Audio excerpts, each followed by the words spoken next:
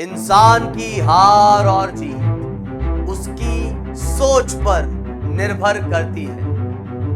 मान लो तो हार है, यदि तुम ठान लो तो जीत है, जीत है, जीत है। तो मैं आपका बड़ा भाई हाजिर हूं आपके सामने लेकर के एक नया सेशन प्यारे बच्चों, और आपका स्वागत है रफ्तार जेईई सीरीज में मैथमेटिकल टूल्स लेक्चर नंबर 6। और आज फाइनली हम स्टार्ट करने जा रहे हैं वेक्टर्स, और इसमें हम पहले उसके इंट्रोडक्शन के बारे में पढ़ेंगे और फिर वेक्टर एडिशन करेंगे और बड़े ही शानदार तरीके से वेक्टर के सवालों को करना सीखेंगे। बड़े ही अमेजिंग तरीके से वेक्टर को पढ़ेंगे। उम्मीद है आपको इंटरेस्टिंग लगेगा। अगर आपने वेक्टर जो है पढ़ा हुआ है उसके बावजूद भी आपको बड़ा मजा आएगा इसको पढ़ने में। तो बिना देरी किए सेशन को करते हैं स्टार्ट। तो सबसे पहली बात कि हम बात करें किसकी, फिजिक्स की। तो फिजिक्स क्या है? Physics is just about observing the physical world. और जब आप ऑब्जर्व कर रहे हो, आजू देख रहे हो, बाजू देख रहे हो, ऊपर देख रहे हो, नीचे दिख रहे हो, तो चीजें दिख रही हैं आपको। तो कभी किसी का मास मेजर कर लोगे, कभी किसी की लेंथ मेजर कर लोगे, कभी टाइम पास नहीं हो रहा तो टाइम मेजर कर लोगे। ऐसी बात नहीं है भाई, मेन चीज ये क्यूरियोसिटी है। तो आप अलग अलग तरह की क्वांटिटीज के वैल्यूज या उनको मेजर करोगे, उनको फाइंड आउट करोगे। तो क्वांटिटीज को दो हिस्सों में डिवाइड किया जाता है, एक होता है स्केलर, एक होता है वेक्टर। अब मैं जानता हूं कुछ बच्चे होंगे, है ना, जो कहेंगे कि अरे सर एक टेंसर भी होती है, आपको तो पता ही नहीं। तो मेरे भाई टेंसर होती है लेकिन अपने कोर्स में नहीं है। तो हमारे कोर्स में नहीं है तो फिर हम क्या पढ़ेंगे उसको, टेंसर वाली क्वांटिटी को, उसको हम स्केलर में ही पटकेंगे इस लेवल पर। क्लियर? ठीक है सर, मान लिया। सर लेकिन हमारा लेवल मतलब कौन सा, ये बोर्ड लेवल? अरे बोर्ड नहीं भाई, जेई लेवल की बात कर रहा हूं। सर जेई में टेंसर नहीं आएगा? नहीं आएगा मेरे भाई, नहीं आएगा, टेंशन ना लेना, है ना। क्योंकि टेंसर जो तुमको लगता है तुम्हें पता है, तो ये जान जाओ कि तुम्हें नहीं पता है। ठीक है, क्योंकि टेंसर इतना आसान नहीं होता है। ठीक, चलिए तो पहले स्केलर समझ लेते हैं। तो जिन लोगों ने वेक्टर समझ लिया है, पहले से पढ़ा होगा कभी ना कभी, और 11th में भी इतना टाइम हो गया है तो पढ़ ही लिया होगा। लेकिन 11th से पहले तुम जानते हो कि जनरली तुम जब भी बात करते थे तो तुम स्केलर के तौर तरीके से ही बात करते थे, क्वांटिटीज की स्केलर के तौर तरीके से बात करते थे। इसका मतलब क्या है सर? इसका मतलब यह है यार कि जो क्वांटिटीज जिनके लिए सिर्फ मैग्नीट्यूड बता दिया तो बस बात खत्म हो गई, उसके आगे बात ही नहीं करनी। और मतलब मैग्नीट्यूड बता दिया, बात खत्म हो गई, उसके आगे बात करनी नहीं है। इसका मतलब क्या है सर? अरे इसका मतलब यह है कि आपको डायरेक्शन का कोई लेना देना नहीं है। डायरेक्शन का कोई लेना देना नहीं है मतलब जैसे कि अपना लिखा हुआ है एग्जांपल मास। अच्छा मास, जैसे अब मैंने कहा यार ये बॉडी जो है ना ये 4 kg की है ऊपर वाली डायरेक्शन में, और 3 kg है इस वाली डायरेक्शन में, और इस डायरेक्शन में तो 1 kg है। तुम बोलोगे सर दिमाग चकरा गया है क्या? दिमाग चकरा गया है क्या? मैं पूछूंगा भाई क्यों? बोले सर आज तक हमने तो ऐसा सुना नहीं कि मास वास के साथ डायरेक्शन ऐड होती है, बस इतना बोलते हैं 4 kg, 20 kg, 10 kg, इतना kg, उतना kg, इतना ग्राम, इतना किलोग्राम, लेकिन कभी ऐसा नहीं देखा डायरेक्शन। हाँ, क्योंकि ऐसी क्वांटिटीज या मास के साथ डायरेक्शन को ऐड करने का कोई सिग्निफिकेंस ही नहीं है ना। जैसे मैंने पूछा बताना यार कितना टाइम गुजरा, ये मान लो तुम एक मूवी देख रहे हो। अच्छा यार कितना कितना कितनी देर हो गई मूवी देखते हुए? फिर मैं जवाब देता हूं कि 1 घंटे से देख रहा हूं ईस्ट डायरेक्शन में, है ना, और वेस्ट डायरेक्शन में जो है मैं आधे घंटे से देख रहा हूं। खींच के एक कोई थप्पड़ मारेगा, बोला क्यों पागल बना रहा भाई, टाइम के साथ कोई डायरेक्शन वायरेक्शन ऐड होती है क्या? टाइम के साथ कोई डायरेक्शन ऐड होती है क्या? टाइम तो यार बस उसका मैग्नीट्यूड बता दिया, काम हो गया। 10 सेकंड, 20 सेकंड, 1 घंटा, 2 घंटा, डायरेक्शन ऐड करने का कोई मीनिंग नहीं है ना। मान लो तुम दुकान पे गए, दुकान वाले को बोलते हो कि हाँ भैया यार 1.5 लीटर की पानी की बोतल देना, लेकिन ईस्ट डायरेक्शन वाली देना, वेस्ट वाली मुझे पसंद नहीं है। वो बोलेगा अरे ओ अंग्रेज कहां से आया तू, ये बता पहले, ईस्ट डायरेक्शन वेस्ट डायरेक्शन क्या? लीटर लीटर होता है, उसके साथ डायरेक्शन का कोई लेना देना नहीं है। तो बात ये समझे कि ऐसी क्वांटिटीज जहां पे मैग्नीट्यूड पे ही बात खत्म हो जाती है। मैग्नीट्यूड मतलब एक पॉजिटिव वैल्यू होती है जो जिसको आप मतलब उसकी न्यूमेरिकल वैल्यू मान लीजिए आप, जैसे कि मास 5 kg, अब वॉल्यूम 2 लीटर या 3 मीटर क्यूब, है ना, लेंथ 5 मीटर, 10 मीटर, ये सब मैग्नीट्यूड है। मैग्नीट्यूड का मतलब होता है उस न्यूमेरिकल वैल्यू, उस क्वांटिटी की न्यूमेरिकल वैल्यू का पॉजिटिव नंबर। पॉजिटिव नंबर मतलब कुछ न्यूमेरिकल वैल्यूज नेगेटिव भी होती है क्या? हाँ सर एग्जांपल बताना, जैसे चार्ज। हाँ सर चार्ज पॉजिटिव भी होता है नेगेटिव भी होता है ना। तो वहां पे मतलब स्केलर क्वांटिटीज में सिर्फ किस क्या होता है, सिर्फ न्यूमेरिकल वैल्यू होती है, इसलिए मैंने वैल्यू लिख दी। अब यहां पर ये ध्यान रखना, इनके अंदर डायरेक्शन इन जनरल नहीं होती है। इन जनरल नहीं होती है सर, इसका मतलब क्या है? इसका मतलब कुछ क्वांटिटीज के लिए डायरेक्शन होती है क्या? हाँ, जैसे इलेक्ट्रिक करंट, वो डायरेक्शन है वहां पे, लेकिन वो कैसी क्वांटिटी है? स्केलर। क्यों है उसके बारे में आगे बात करेंगे। अभी के लिए ये ध्यान रख लो, डायरेक्शन नहीं है तो जरूर स्केलर है। एग्जांपल हो गए मास, लेंथ, टाइम, एनर्जी, ये सब स्केलर क्वांटिटीज है। तो फिर वेक्टर क्या होता है? अब बात करते हैं वेक्टर की। तो वेक्टर एक ऐसी क्वांटिटी है, जैसे कि मान लो मैंने कहा तुम्हें कि एक सरफेस है, स्मूथ सरफेस है, एकदम फ्रिक्शनलेस सरफेस है, और इस पे एक ब्लॉक रखा है। तुम बोले हो सर रखा है एकदम, बताओ आगे क्या करना है। मैंने पूछा यार बताना जरा, इस पे अगर मैं 10 न्यूटन का फोर्स लगाऊंगा तो ये किस डायरेक्शन में मूव करेगा? तुम बोलोगे कि सर आज जरा आपके बाल एकदम पागलों जैसे लग रहे हैं एकदम, और आप बिहेव भी वैसे ही कर रहे हो। सर थोड़ा दिमाग का स्क्रू टाइट करो और सोचो आप क्या पूछ रहे हो। मैंने कहा क्यों भाई, ऐसा क्या पूछ लिया मैंने? तुम बोलोगे सर आप ऐसा कह रहे हो कि फोर्स तो मैंने इतना लगा दिया, लेकिन ये किस डायरेक्शन में मूव करेगा? और सर जी ये तो बता दो डायरेक्शन, किस डायरेक्शन में फोर्स लगा रहे हो? मैंने कहा यार ऐसा क्या? तो मैंने कहा क्यों? पर तुम कहोगे सर अगर मैं आगे इस तरफ राइट में फोर्स लगाऊंगा तो ये राइट में मूव करेगा, लेफ्ट में फोर्स लगाऊंगा तो लेफ्ट में मूव करेगा, ऊपर से फोर्स लगाऊंगा तो ये मूव ही नहीं करेगा, आगे फोर्स लगाऊंगा तो आगे आ जाएगा, धक्का दे दूंगा पीछे की तरफ तो पीछे चले जाएगा। फिर मैं बोलूंगा बात तो सही कह रहे हो यार, लेकिन ध्यान रखो तुम क्या बोल रहे हो। तुम ये बोल रहे हो कि सर आपने डायरेक्शन नहीं बताई ये फोर्स बताते वक्त, मतलब ये फोर्स जो भी इफेक्ट प्रोड्यूस करेगा वो इफेक्ट तुम पता ही नहीं कर पा रहे पूरी तरीके से, अगर तुम्हें डायरेक्शन की इंफॉर्मेशन नहीं मिली है। तो यहां से ये बात समझो कि कुछ क्वांटिटीज ऐसी होंगी जिनका मैग्नीट्यूड के साथ साथ, उनकी न्यूमेरिकल वैल्यू के साथ साथ डायरेक्शन भी उतना ही इंपॉर्टेंट है। अगर न्यूमेरिकल वैल्यू दिखा के डायरेक्शन को छुपा लिया, इसका मतलब आपने क्वांटिटी को पूरा रिप्रेजेंट नहीं किया है। डायरेक्शन दिखा के न्यूमेरिकल वैल्यू छुपा ली, मतलब क्वांटिटी को पूरा रिप्रेजेंट नहीं किया है। तो मोटे तौर पे आप ये बोल सकते हो कि जहां पे मैग्नीट्यूड हो और डायरेक्शन हो, या वो क्वांटिटीज जिनको डिफाइन करने के लिए मैग्नीट्यूड और डायरेक्शन की जरूरत पड़े, उन्हें बोलते हैं वेक्टर। बस ये डेफिनेशन है क्या? नहीं, प्रॉपर डेफिनेशन क्या है वो सुनो। कोई भी फिजिकल क्वांटिटी जिसमें मैग्नीट्यूड तो है ही, उसकी न्यूमेरिकल वैल्यू तो है ही, लेकिन साथ ही साथ उसकी कोई एक डायरेक्शन होगी और वो ओबे करेगा कॉम्यूटेटिव लॉ ऑफ एडिशन। ये क्या होता है बताएंगे अभी आगे, अभी छोड़ो इसको। और पैरेललोग्राम लॉ ऑफ एडिशन। तुम बोलोगे सर ये तो पता है, ये हमको समझ नहीं आ रहा। टेंशन ना लो, ये समझा देंगे, टेंशन ना लो, लेकिन ये ध्यान रखो कि ये दोनों चीजें भी होनी चाहिए। मैग्नीट्यूड होना चाहिए, डायरेक्शन होना चाहिए, और ये दोनों चीजें भी वैलिड होनी चाहिए। लेकिन ये आगे समझाऊंगा। आगे कब? आज ही समझाऊंगा, लेकिन आगे आने वाली स्लाइड्स में। तो यार जब आगे आने वाली स्लाइड्स में समझाओगे तो आगे ही बता देते, इनका वर्णन भी आगे ही कर देते। अभी क्यों फालतू में हमारे दिमाग की दही कर रहे हो इनको बता के, जब समझा ही नहीं पाओगे आप अभी। क्योंकि यार वेक्टर की डेफिनेशन दे रहा हूं तो पूरी डेफिनेशन तो दूं। हाँ सर ये बात तो सही है, तो समझाऊंगा कब? आगे आने वाली स्लाइड्स में, ठीक है। तो अगर ये सारी कंडीशंस सेटिस्फाई होती है तभी जाके ये एक वेक्टर क्वांटिटी होगी। मतलब मैग्नीट्यूड है, डायरेक्शन है, लेकिन वेक्टर एडिशन को फॉलो नहीं कर रहा, पैरेललोग्राम लॉ को फॉलो नहीं कर रहा, इसका मतलब वेक्टर नहीं है फिर वो, है ना। या फिर कॉम्यूटेटिव लॉ को फॉलो नहीं कर रहा। अच्छा सर कोई ऐसा भी होता है जो कॉम्यूटेटिव लॉ को फॉलो नहीं करता है? हाँ सर कॉम्यूटेटिव लॉ क्या होता है वो समझाऊंगा आगे। कौन होता है जो फॉलो नहीं करता वो और आगे समझाऊंगा। कब? सर्कुलर मोशन में। हाँ सर्कुलर मोशन में एग्जांपल के साथ समझाऊंगा, टेंशन ना लेना। तो यहां पर ये समझ लो कि अगर अबव कंडीशन में से कोई भी एक सेटिस्फाई नहीं होती है तो ये कैसी क्वांटिटी हो जाएगी? ये हो जाएगी कैसी? स्केलर। उसको वेक्टर नहीं कहा जाएगा। कैसी हो जाएगी? स्केलर। तो हम क्या बोल रहे हैं कि अगर एक फिजिकल क्वांटिटी है जो कि वेक्टर है तो उसकी डायरेक्शन जरूर होगी, लेकिन अगर किसी फिजिकल क्वांटिटी की डायरेक्शन है तो वो वेक्टर हो, ये जरूरी नहीं है। क्यों? क्योंकि कुछ क्वांटिटीज ऐसी हो सकती हैं जिनका मैग्नीट्यूड है, डायरेक्शन है, लेकिन वो वेक्टर एडिशन को या कॉम्यूटेटिव लॉ को फॉलो नहीं कर रही है। जैसे कि प्रेशर, सरफेस टेंशन, करंट। अब तुम बोलोगे प्रेशर क्या होता है? Force per unit area. Surface tension क्या होता है? छोड़ दो अभी क्या होता है, फिर क्यों लिख रखा है? ऐसे ही एग्जाम्पल देने के लिए, ठीक है। आगे पढ़ेंगे इसके बारे में क्या होता है।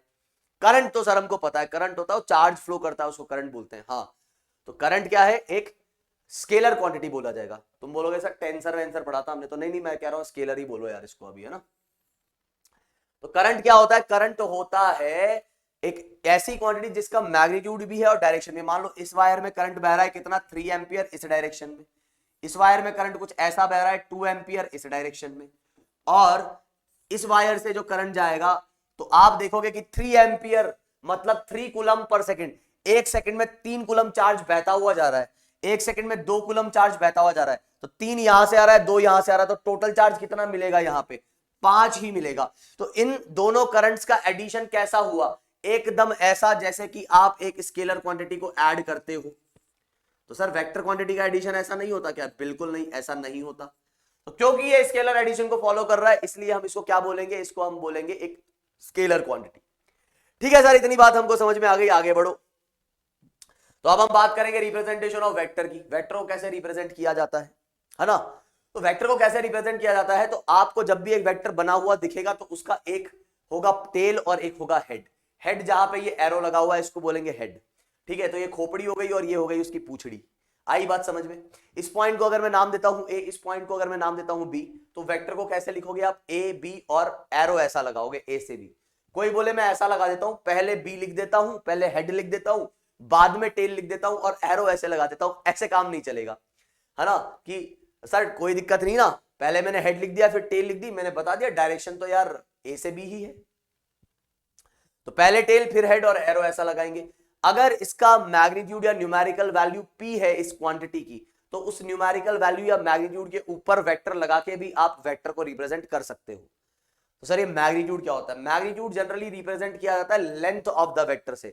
जितनी बड़ी लेंथ हम ये मान के चलेंगे उतना ही बड़ा मैग्नीट्यूड। अच्छा, तो सर इसका मतलब आप ये कहना चाहते हो कि अगर मैं एक वेक्टर बना दूं कितना, जस्ट इस लेंथ का आधा, तो क्या मैं ऐसा बोलूंगा कि CD का मैग्नीट्यूड AB का जस्ट हाफ है? हाँ। क्या मैं ऐसा बोलूंगा कि AB का मैग्नीट्यूड CD का जस्ट डबल है? हाँ। कैसे देख रहे हैं? सिर्फ और सिर्फ लेंथ को कंपेयर करके। आई बात समझ में? दूसरी बात, डायरेक्शन कैसे देखेंगे वेक्टर की? डायरेक्शन जो होती है वो होती है direction is along the arrow. जो एरो का डायरेक्शन है वही वेक्टर का डायरेक्शन है। तो लेंथ रिप्रेजेंट करेगा मैग्नीट्यूड, एरो रिप्रेजेंट करेगा डायरेक्शन, मतलब टेल से हेड, तो ये हो जाएगी डायरेक्शन वाली बात। तो वेक्टर को ऐसे रिप्रेजेंट कर देंगे। वेक्टर के मैग्नीट्यूड को लिखना है तो कैसे रिप्रेजेंट करेंगे? या तो एरो साइन हटा दो या इसको दो डंडों के बीच में बंद कर दो, इसको बोलते हैं मॉड्यूलस ऑपरेटर। जिस भी चीज के ऊपर ये लगा दिख जाए इसका मतलब उसका मैग्नीट्यूड निकालना है। सिमिलरली आप यहां पर या तो एरो हटा सकते हो या ये मॉड्यूलस ऑपरेटर लगा सकते हो। इसके बाद जो आपको ध्यान रखनी है बातें वो बड़ी इंपॉर्टेंट क्या क्या है। सबसे पहली चीज ये कि दो वेक्टर इक्वल कब कहलाए जाएंगे? दो वेक्टर इक्वल तब ही कहलाए जाएंगे जब उनका मैग्नीट्यूड और डायरेक्शन एकदम सेम होगा। मतलब सर, मतलब ये कि मान लो एक वेक्टर है तुम्हारा ये AB और दूसरा वेक्टर है तुम्हारा ये CD। दोनों की लेंथ सेम है, दोनों की लेंथ सेम है लेकिन डायरेक्शन अपोजिट है, तो मैं बिल्कुल ये नहीं कह सकता कि AB और CD जो है वो इक्वल वेक्टर्स हैं, बिल्कुल नहीं। लेकिन हाँ, अगर एक और वेक्टर है मान लो अपना EF, तो अभी आप देखेंगे कि AB और EF दोनों की डायरेक्शन सेम है, तो बिल्कुल आप यहां कह सकते हो कि AB और EF जो है वो कैसे वेक्टर होंगे? वो होंगे इक्वल वेक्टर। तो मैग्नीट्यूड और डायरेक्शन सेम होनी चाहिए। अगला point, if any of the magnitude और direction of the vector get changed, of the vector gets changed, then we will say that the vector quantity has changed. तो अगर या magnitude या direction या दोनों चेंज हो जाते हैं किसी भी वेक्टर के, तो हम कह देंगे वेक्टर की वैल्यू चेंज हो गई, है ना? तो ये ध्यान रखो, अगर कोई वेक्टर ऐसा था इसको रोटेट करके आपने इधर लिख दिया तो वो वेक्टर हम बोलेंगे उसने अपनी वैल्यू को चेंज कर लिया, भले ही उसका मैग्नीट्यूड चेंज ना हुआ हो। डायरेक्शन चेंज हो गई तो भी हम बोलेंगे वेक्टर ने अपने मैग्नीट्यूड को चेंज कर लिया, क्योंकि दोनों ही इंपॉर्टेंट है, दोनों चेंज नहीं होने चाहिए। लास्ट बात एक इस स्लाइड की वो है ये कि अपने पास एक वेक्टर होता है जिसको हम कहते हैं नल वेक्टर। नल का मतलब होता है जीरो। तो जीरो वेक्टर वो वेक्टर होता है जिसका मैग्नीट्यूड क्या होता है? जीरो होता है। अब तुम बोलोगे ये क्या मतलब हुआ, मैग्नीट्यूड जीरो है? तो यार जैसा आप जानते हो मैग्नीट्यूड निकालने के लिए हम क्या बोलते हैं कि टेल और ऐसे ही एक आता है आपका हेड। तो टेल और हेड के बीच की जो लेंथ है उसको हम कहते हैं मैग्नीट्यूड। अब जरा बताओ, अगर किसी का जीरो मैग्नीट्यूड है तो टेल और हेड क्या एक ही पॉइंट पे नहीं आ जाएंगे? हाँ सर, आ तो जाएंगे, टेल और हेड एक ही पॉइंट पे आ जाएंगे, तो मैग्नीट्यूड अपने आप जीरो हो जाएगा।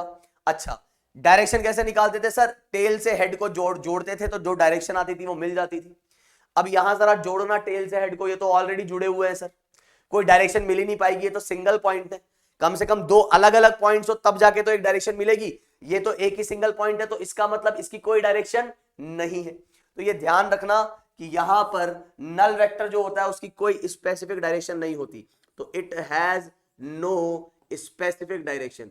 हम ऐसे नहीं कह रहे कि उसकी डायरेक्शन नहीं है, हम ऐसा कह रहे हैं कि इसकी डायरेक्शन स्पेसिफिक नहीं है। मतलब अब दो पॉइंट, एक ही पॉइंट है तो कितनी भी डायरेक्शन बना सकते हो, तुम कहीं भी डायरेक्शन बना सकते हो इसकी बेसिकली, तो एक यूनिक डायरेक्शन ऐसा इसकी नहीं है, ये ध्यान रखना। ठीक है, चलो तो अभी हम बात करते हैं इसके बाद अगले केस की। तो अगला केस क्या बोल रहा है कि दो वेक्टर के बीच में एंगल कैसे निकाला जाता है। ये बड़े इंपॉर्टेंट पॉइंट्स है जो आपको ध्यान रखने। तो ये आपको पता ही होगा कि अगर आपके पास एक वेक्टर है मान लीजिए ए और दूसरा वेक्टर है आपके पास बी, और अगर इन दोनों वेक्टर्स के बीच में आपको एंगल निकालना है तो या तो आप क्या करेंगे, टेल से टेल जोड़ेंगे या फिर आप जोड़ेंगे हेड से हेड। ठीक है, या तो आप क्या जोड़ेंगे, या तो आप टेल से टेल जोड़ेंगे या आप जोड़ेंगे क्या क्या जोड़ोगे, हेड से हेड जोड़ोगे। तो यहां पर ये जो वेक्टर था ए और ये जो वेक्टर था बी, अगर मैंने इसकी टेल से टेल जोड़ी तो ये ध्यान रखना है बी और ए के को जोड़ते वक्त ना ए की डायरेक्शन और मैग्नीट्यूड में चेंज आना चाहिए, ना बी के डायरेक्शन और मैग्नीट्यूड में चेंज आना चाहिए। तो ये एंगल हो गया कितना, थीटा। अच्छा, कोई बोलेगा सर मैं ऐसा भी तो कर सकता था, इस बी को लाके ऐसा जोड़ देता, इस बी को लाके ऐसा जोड़ देता, तो यहां पे बी ऐसा जुड़ जाता, ये भी वेक्टर जो है वो बी ही आएगा। बात सही है, ये वेक्टर जो है वो भी कैसा आएगा, बी, क्योंकि ये लेंथ और ये लेंथ सेम है। तो हेड और हेड के बीच का एंगल ये भी क्या हो जाएगा, angle between the two vectors. तुमने पढ़ते वक्त ये भी पढ़ा होगा क्या कि एंगल दो लाइंस के बीच में, जैसे मान लो एक वेक्टर मैंने बना दिया ऐसा, एक वेक्टर मैंने कैसा बना दिया, ऐसा, दूसरा वेक्टर बना दिया मैंने ऐसा, और ये एंगल मैंने कह दिया 120। अब मैं तुमसे बोलूं कि बताओ भाई कितना एंगल है दोनों के बीच में, ये ए और ये बी, बताना कितना एंगल है दोनों के बीच में। तुम बोलोगे सर 120 है, तो ये गलत। तो जो भी बच्चा पहली बार इस चीज को पढ़ता है वो हमेशा ज्यादातर लोग 120 बोलते हैं, लेकिन जिनको ये ध्यान रहता है कि अरे भाई हमने अभी क्या पढ़ा है, तो दो वेक्टर के बीच के एंगल की बात करोगे तो क्या करोगे, यहां पे अगर तुम देखोगे तो ए के हेड से बी का टेल जुड़ा हुआ है, तो ए को उठाओ और ऐसा कुछ यहां पे रखो। तो अभी मैंने क्या किया, ए का टेल बी के टेल से जोड़ा, तो ये जो एंगल है वो क्या है, ये एंगल। तो एंगल बिटवीन, ध्यान से सुनना, angle between A and B is 60 degree. 60 degree जो है वो एंगल आएगा इन दोनों के बीच में। तो यहां से अपने पास ये कहानी हो गई इसकी। अब हम बात करेंगे नेगेटिव वेक्टर की। ये नेगेटिव वेक्टर क्या होता है नेगेटिव वेक्टर का क्या मतलब है, आप ये ध्यान रखो कि अगर कोई भी वेक्टर है ए बी और अगर मैं इस वेक्टर के आगे एक नेगेटिव साइन लगा देता हूं तो उसकी डायरेक्शन क्या हो जाती है, रिवर्स हो जाती है। तो ये बात ध्यान रखो क्या कि ऑन एडिंग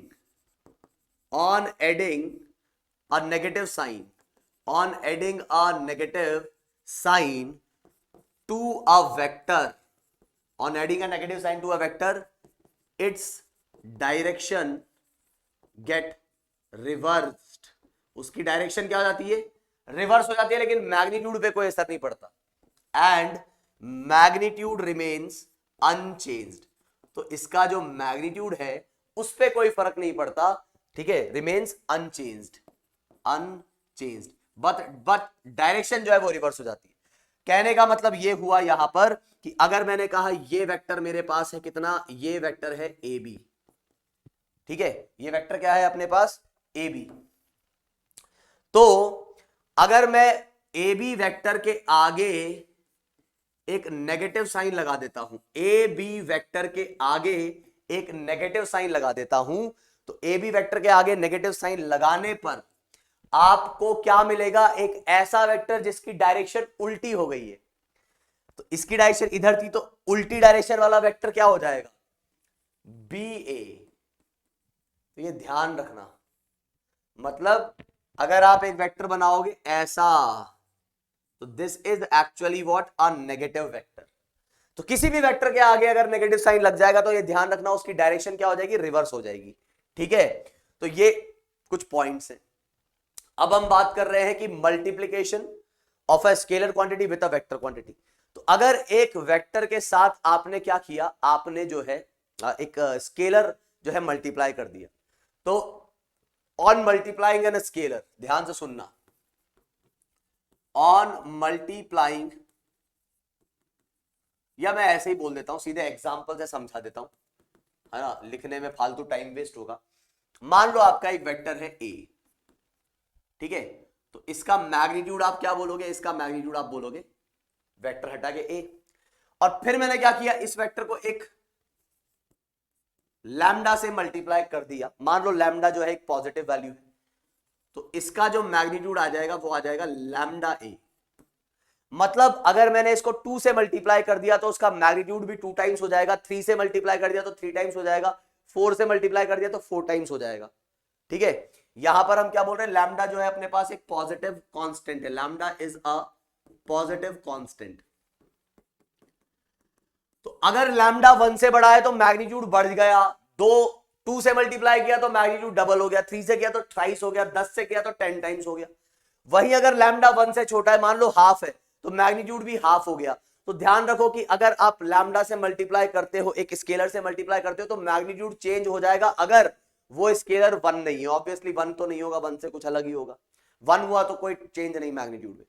अच्छा सर, लेकिन अगर माइनस आ गया तो कुछ नहीं यार, मैग्नीट्यूड तो अब भी क्या होगा, मैग्नीट्यूड तो अब भी ए लैम्डा रहेगा, बस डायरेक्शन जो है वो अपोजिट हो जाएगी। Direction is opposite, direction is opposite to what, opposite to a vector. तो इस वेक्टर की डायरेक्शन जो है ए के अपोजिट होगी। तो सर इसके बारे में क्या कहोगे आप, इसके बारे में, इसमें direction is same, okay, direction is same as of vector A. तो ये ध्यान रखना है, यहां पे डायरेक्शन में कोई परिवर्तन नहीं होगा। ठीक है, तो लैम्डा मतलब एक स्केलर क्वांटिटी से मल्टीप्लाई करने पर मैग्नीट्यूड बढ़ सकता है, कम हो सकता है, डायरेक्शन भी चेंज हो सकती है अगर वो क्वांटिटी कैसी हो गई, नेगेटिव हो गई, है ना। तो अगर मैं बोल रहा हूं -1 से मल्टीप्लाई कर रहा हूं, तो -1 से मल्टीप्लाई करने पर मैग्नीट्यूड में कोई चेंज नहीं आएगा और डायरेक्शन उल्टी हो जाएगी। अभी जस्ट जो हमने देखा कि पीछे क्या देखा था, ये ए बी को -1 से मल्टीप्लाई किया तो क्या हुआ, उसकी डायरेक्शन चेंज हो गई, बस खत्म, मैग्नीट्यूड उसका वही रहेगा। तो ये अपने पास कहानी आई कुछ बहुत ही बेसिक से पॉइंट्स की वेक्टर्स को लेकर के। अब हम बात करेंगे कि यार जो वेक्टर है, ठीक है, तो वेक्टर क्वांटिटी जो है इसके एग्जांपल्स क्या हैं, कौन कौन सी क्वांटिटी वेक्टर होंगी, ठीक है ना। तो कौन कौन सी क्वांटिटी वेक्टर होगी, तो आपको अभी इस लेवल पे जो ध्यान रखना है, तो आपको एग्जांपल के तौर पे वेक्टर पे ध्यान रख लेना है क्या, जैसे कि डिस्प्लेसमेंट, ये एक वेक्टर क्वांटिटी होती है, ठीक है। वेलोसिटी, ये भी एक वेक्टर क्वांटिटी होती है। तुम बोलोगे मुझे नहीं पता क्या होता है, कोई बात नहीं, मत याद रखो, अभी आगे समझ जाओगे, लेकिन डिस्प्लेसमेंट तो पता ही होगा। तो वेलोसिटी वेक्टर क्वांटिटी है, एक्सेलरेशन वेक्टर क्वांटिटी है, डिस्प्लेसमेंट वेक्टर क्वांटिटी है, और मोमेंटम वेक्टर क्वांटिटी है, फोर्स जो है वो भी एक वेक्टर क्वांटिटी है। तो ऐसी बहुत सारी क्वांटिटीज हैं, आपको कुछ याद रखनी है, लेकिन डिस्प्लेसमेंट मत भूलो, क्योंकि अभी मैं बात करने वाला हूं डिस्प्लेसमेंट पे। एडिशन ऑफ वेक्टर्स, तो एडिशन ऑफ वेक्टर्स को समझाने से पहले मैं आपको उसी तरीके से यहां पे एडिशन ऑफ वेक्टर समझाऊंगा जैसे एच.सी. वर्मा बुक में या कंसेप्ट ऑफ फिजिक्स बुक में आपको समझाया हुआ है। तो एच.सी. वर्मा ये बोलते हैं कि यार मानो क्या, उन्होंने कहा कि डिस्प्लेसमेंट कैसी क्वांटिटी है, तुम बोलोगे सर वेक्टर क्वांटिटी है। अब अगर डिस्प्लेसमेंट वेक्टर क्वांटिटी है तो जैसा एडिशन डिस्प्लेसमेंट का हुआ वैसा ही एडिशन हर वेक्टर का होगा। हाँ, तो क्या कुछ अलग होता है यहां पे वेक्टर एडिशन में, ध्यान कर रहे हो। पहली स्लाइड में जो पॉइंट्स लिखे थे, क्या लिखा था पहला, कि मैग्नीट्यूड और डायरेक्शन होनी चाहिए, और वेक्टर एडिशन या पैरेललोग्राम लो, तो उसकी बात कर रहा हूं अब मैं। तो सुनो कैसे वेक्टर्स ऐड होते हैं। तो एच.सी. वर्मा जो है उन्होंने कैसे समझाया है, एच.सी. वर्मा सर ने, उन्होंने कहा है कि यार देखो डिस्प्लेसमेंट एक वेक्टर क्वांटिटी होती है। तुमने कहा हाँ सर होती तो है। तो उन्होंने कहा कि मान लो एक बंदा जो है वो एक बार डिस्प्लेस हुआ d1 और दूसरी बार फिर डिस्प्लेस हुआ d2, और फिर आपसे पूछा गया कि बताओ नेट डिस्प्लेसमेंट कितना आएगा। एक बार डिस्प्लेस हुआ d1, दूसरी बार डिस्प्लेस हुआ d2, तो नेट डिस्प्लेसमेंट कैसा आएगा। तो तुम अभी खुद समझ जाओगे कि कैसे निकलना चाहिए वेक्टर एडिशन, दो वेक्टर्स को कैसे ऐड करना चाहिए। तो मान लो वो बंदा जो है पहले ए पॉइंट से बी पॉइंट पे गया, तो वो इतना डिस्प्लेस हुआ, सीधे सीधे चला वो ऐसा, और फिर वो जो है बी से गया मान लो इधर सी पे, सॉरी बी से गया वो इधर सी पे, तो ये कितना आ जाएगा, ये आ जाएगा आपके पास D2।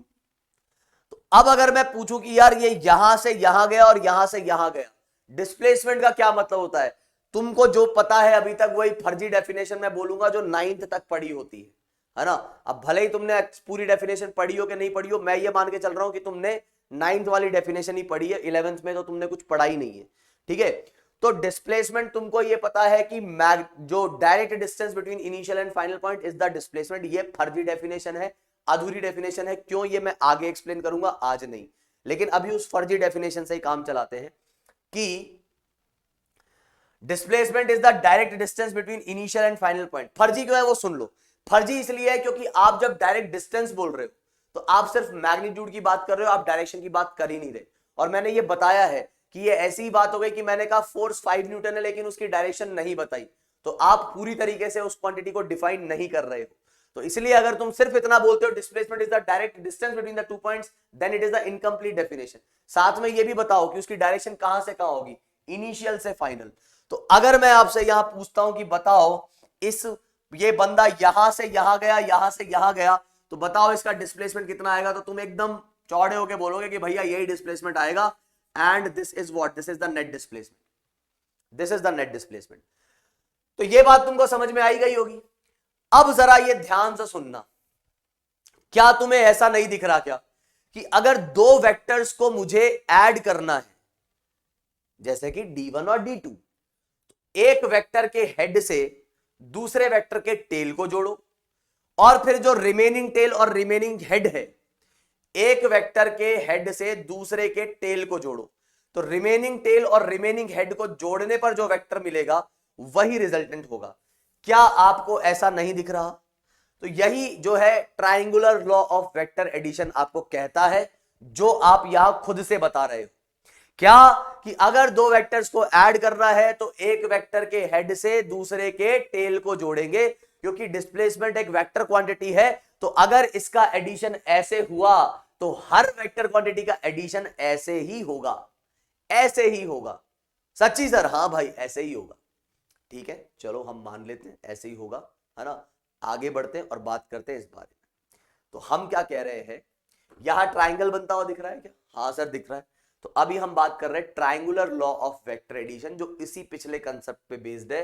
तो ये क्या कह रहा है कि अगर आपको एक वेक्टर का मैग्नीट्यूड, दूसरे का मैग्नीट्यूड और थीटा दे रखा है, तो ए और बी क्या है आपके पास, A and B are magnitude of two vectors, magnitude of two vectors, ठीक है। और and theta is the angle between them. Theta क्या है इन दोनों के बीच का? Theta is the angle between them. Theta जो है वो इन दोनों के बीच का एंगल है। तो यहां पर आपको यह बात समझनी होगी कि अगर मुझे इन दोनों का रिजल्टेंट निकालना है तो सबसे पहला काम आपको क्या करना है? सबसे पहला काम, join head of one vector with the tail of other. Head से टेल जोड़ना है। अब तुम बोलोगे अभी तो बोले थे टेल से टेल जोड़ना है या हेड से हेड जोड़ना है, वो एंगल पता करने के लिए। यहां क्या करना है मुझे? यहां हेड से टेल जोड़ना है। एंड रिजल्टेंट पता करने के लिए to draw the resultant vector. Resultant का मतलब क्या हो गया? जो दोनों के एडिशन से जो रिजल्ट आ रहा है। तो to draw the resultant vector, join remaining tail with remaining head. तो रिमेनिंग टेल जो है उसको क्या कर देंगे? रिमेनिंग टेल को आप रिमेनिंग हेड से ज्वाइन कर दोगे। ये क्या बोल रहे हो सर, रिमेनिंग टेल और रिमेनिंग हेड? कुछ समझ नहीं आ रहा। तो अभी बताया तो था कि अगर मान लीजिए आपके पास जो है क्या है, ये एग्जाम्पल के तौर पे मानिए ये दो वेक्टर्स है ए और बी, और ये है इनके बीच का एंगल। तो इन दोनों का रिजल्टेंट कैसे निकालोगे? तो इन दोनों का रिजल्टेंट निकालने का जो तरीका है वो यही है कि आप पहला स्टेप ए बनाओगे, तो ए बनाते वक्त ना उसकी डायरेक्शन को चेंज करना, ना उसके मैग्नीट्यूड को चेंज करना। फिर आप क्या करोगे? फिर जो है आप बी बनाओगे, तो बी बना दिया भाई साहब ऐसे। और अब जो रिमेनिंग रिमेनिंग जो आपके पास वेक्टर है, ठीक है, रिमेनिंग जो टेल है और रिमेनिंग जो हेड है, इसको ज्वाइन करने पर जो वेक्टर आ रहा है ये जो है आपका आ जाएगा रिजल्टेंट वेक्टर, और इसको हम बोलेंगे a प्लस बी, इसको हम बोलेंगे a प्लस बी। तो दोनों के बीच का एंगल क्या है, वो है थीटा।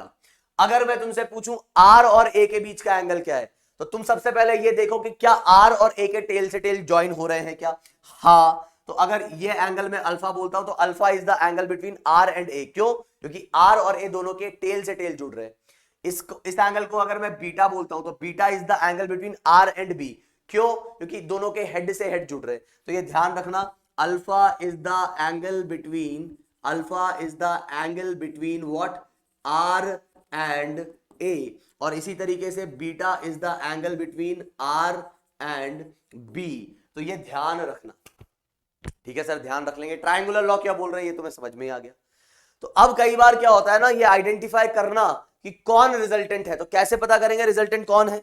रिजल्टेंट पता करने का सिंपल सा तरीका है, जहां हेड हेड ज्वाइन हो रहे हैं और टेल टेल ज्वाइन हो रहे हैं, तो हेड हेड ज्वाइन होने वाले पॉइंट और टेल टेल ज्वाइन होने वाले पॉइंट जहां मिलेंगे वही आपका रिजल्टेंट होगा। ये ध्यान रखना, हेड से हेड मिल रहा है और क्या मिल रहा है, टेल से टेल मिल रहा है। सर बात समझ में नहीं आई, आप कहना क्या चाहते हो? तो यार बस मैं इतनी सी बात कहना चाहता हूं आपको, जस्ट अ मिनट। तो मैं बात आपको बस इतनी सी कहना चाहता हूं यहां पर कि हाँ, कि मान लो मैंने कहा कि यार बताओ कहां कहां जो ये अलग अलग मैं डायग्राम बना रहा हूं कौन कौन से यहां पे रिजल्टेंट है।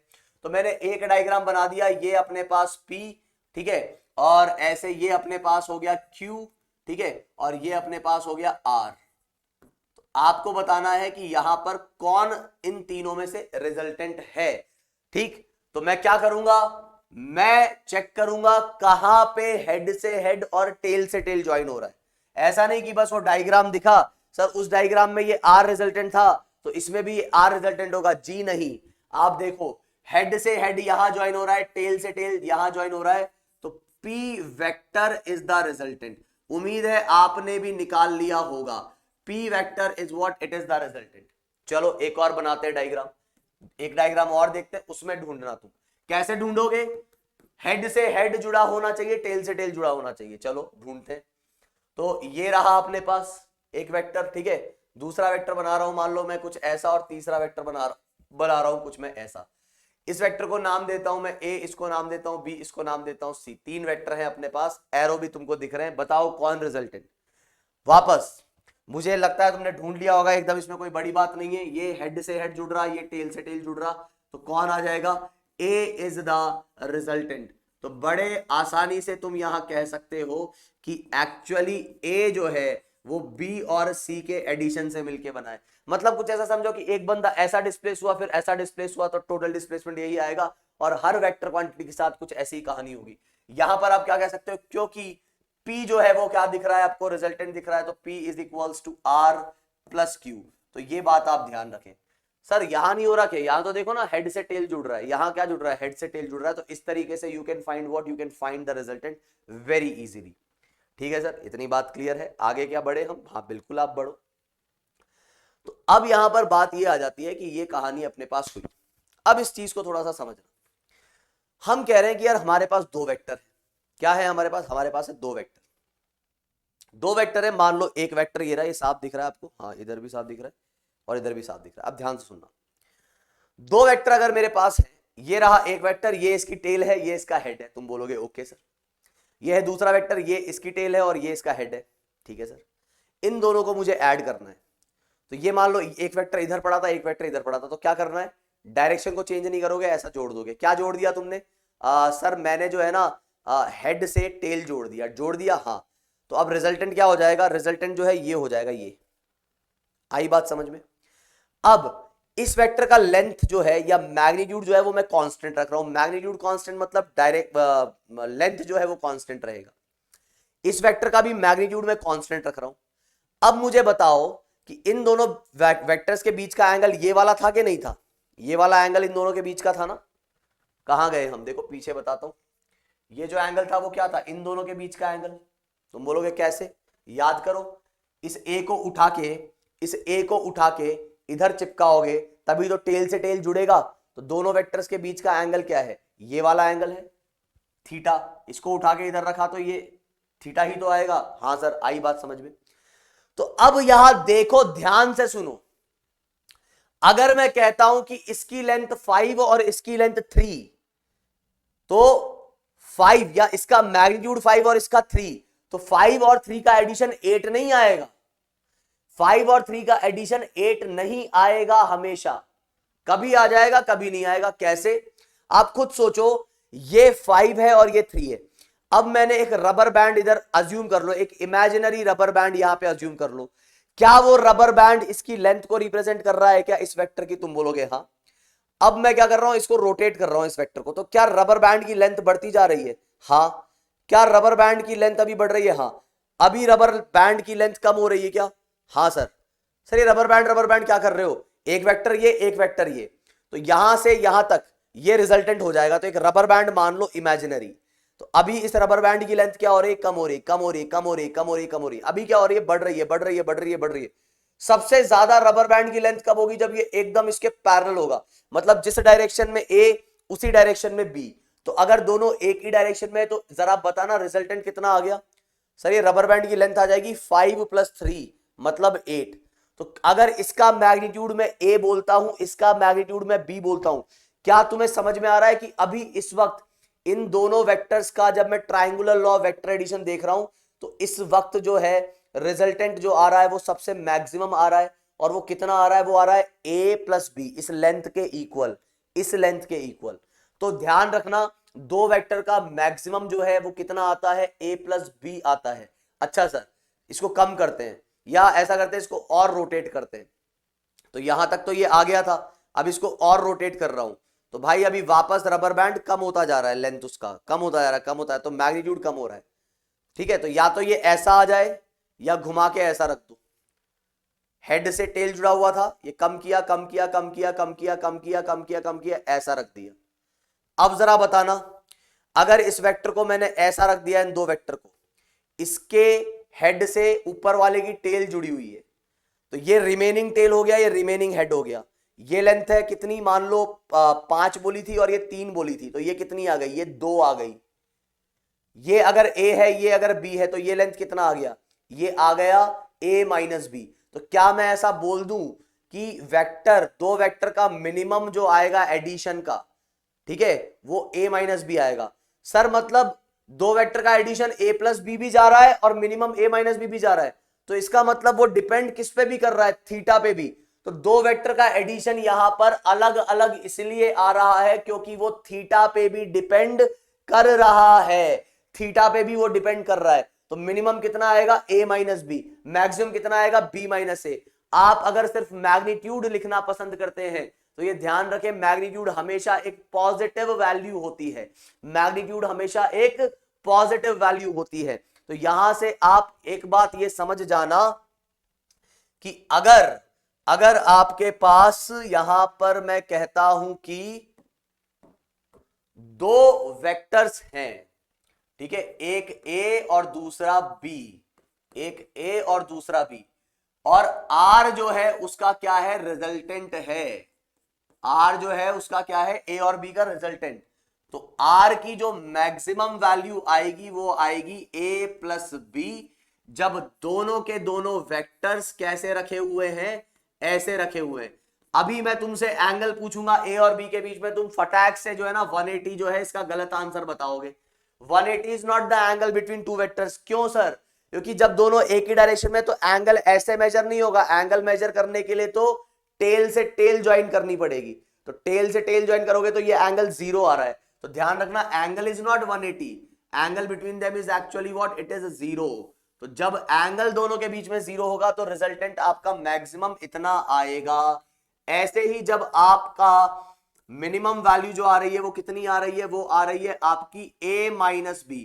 मॉड में इसलिए लगा देता हूं क्योंकि हो सकता है कि a b से छोटा हो या a बड़ा हो, मैग्नीट्यूड हमेशा पॉजिटिव होना चाहिए।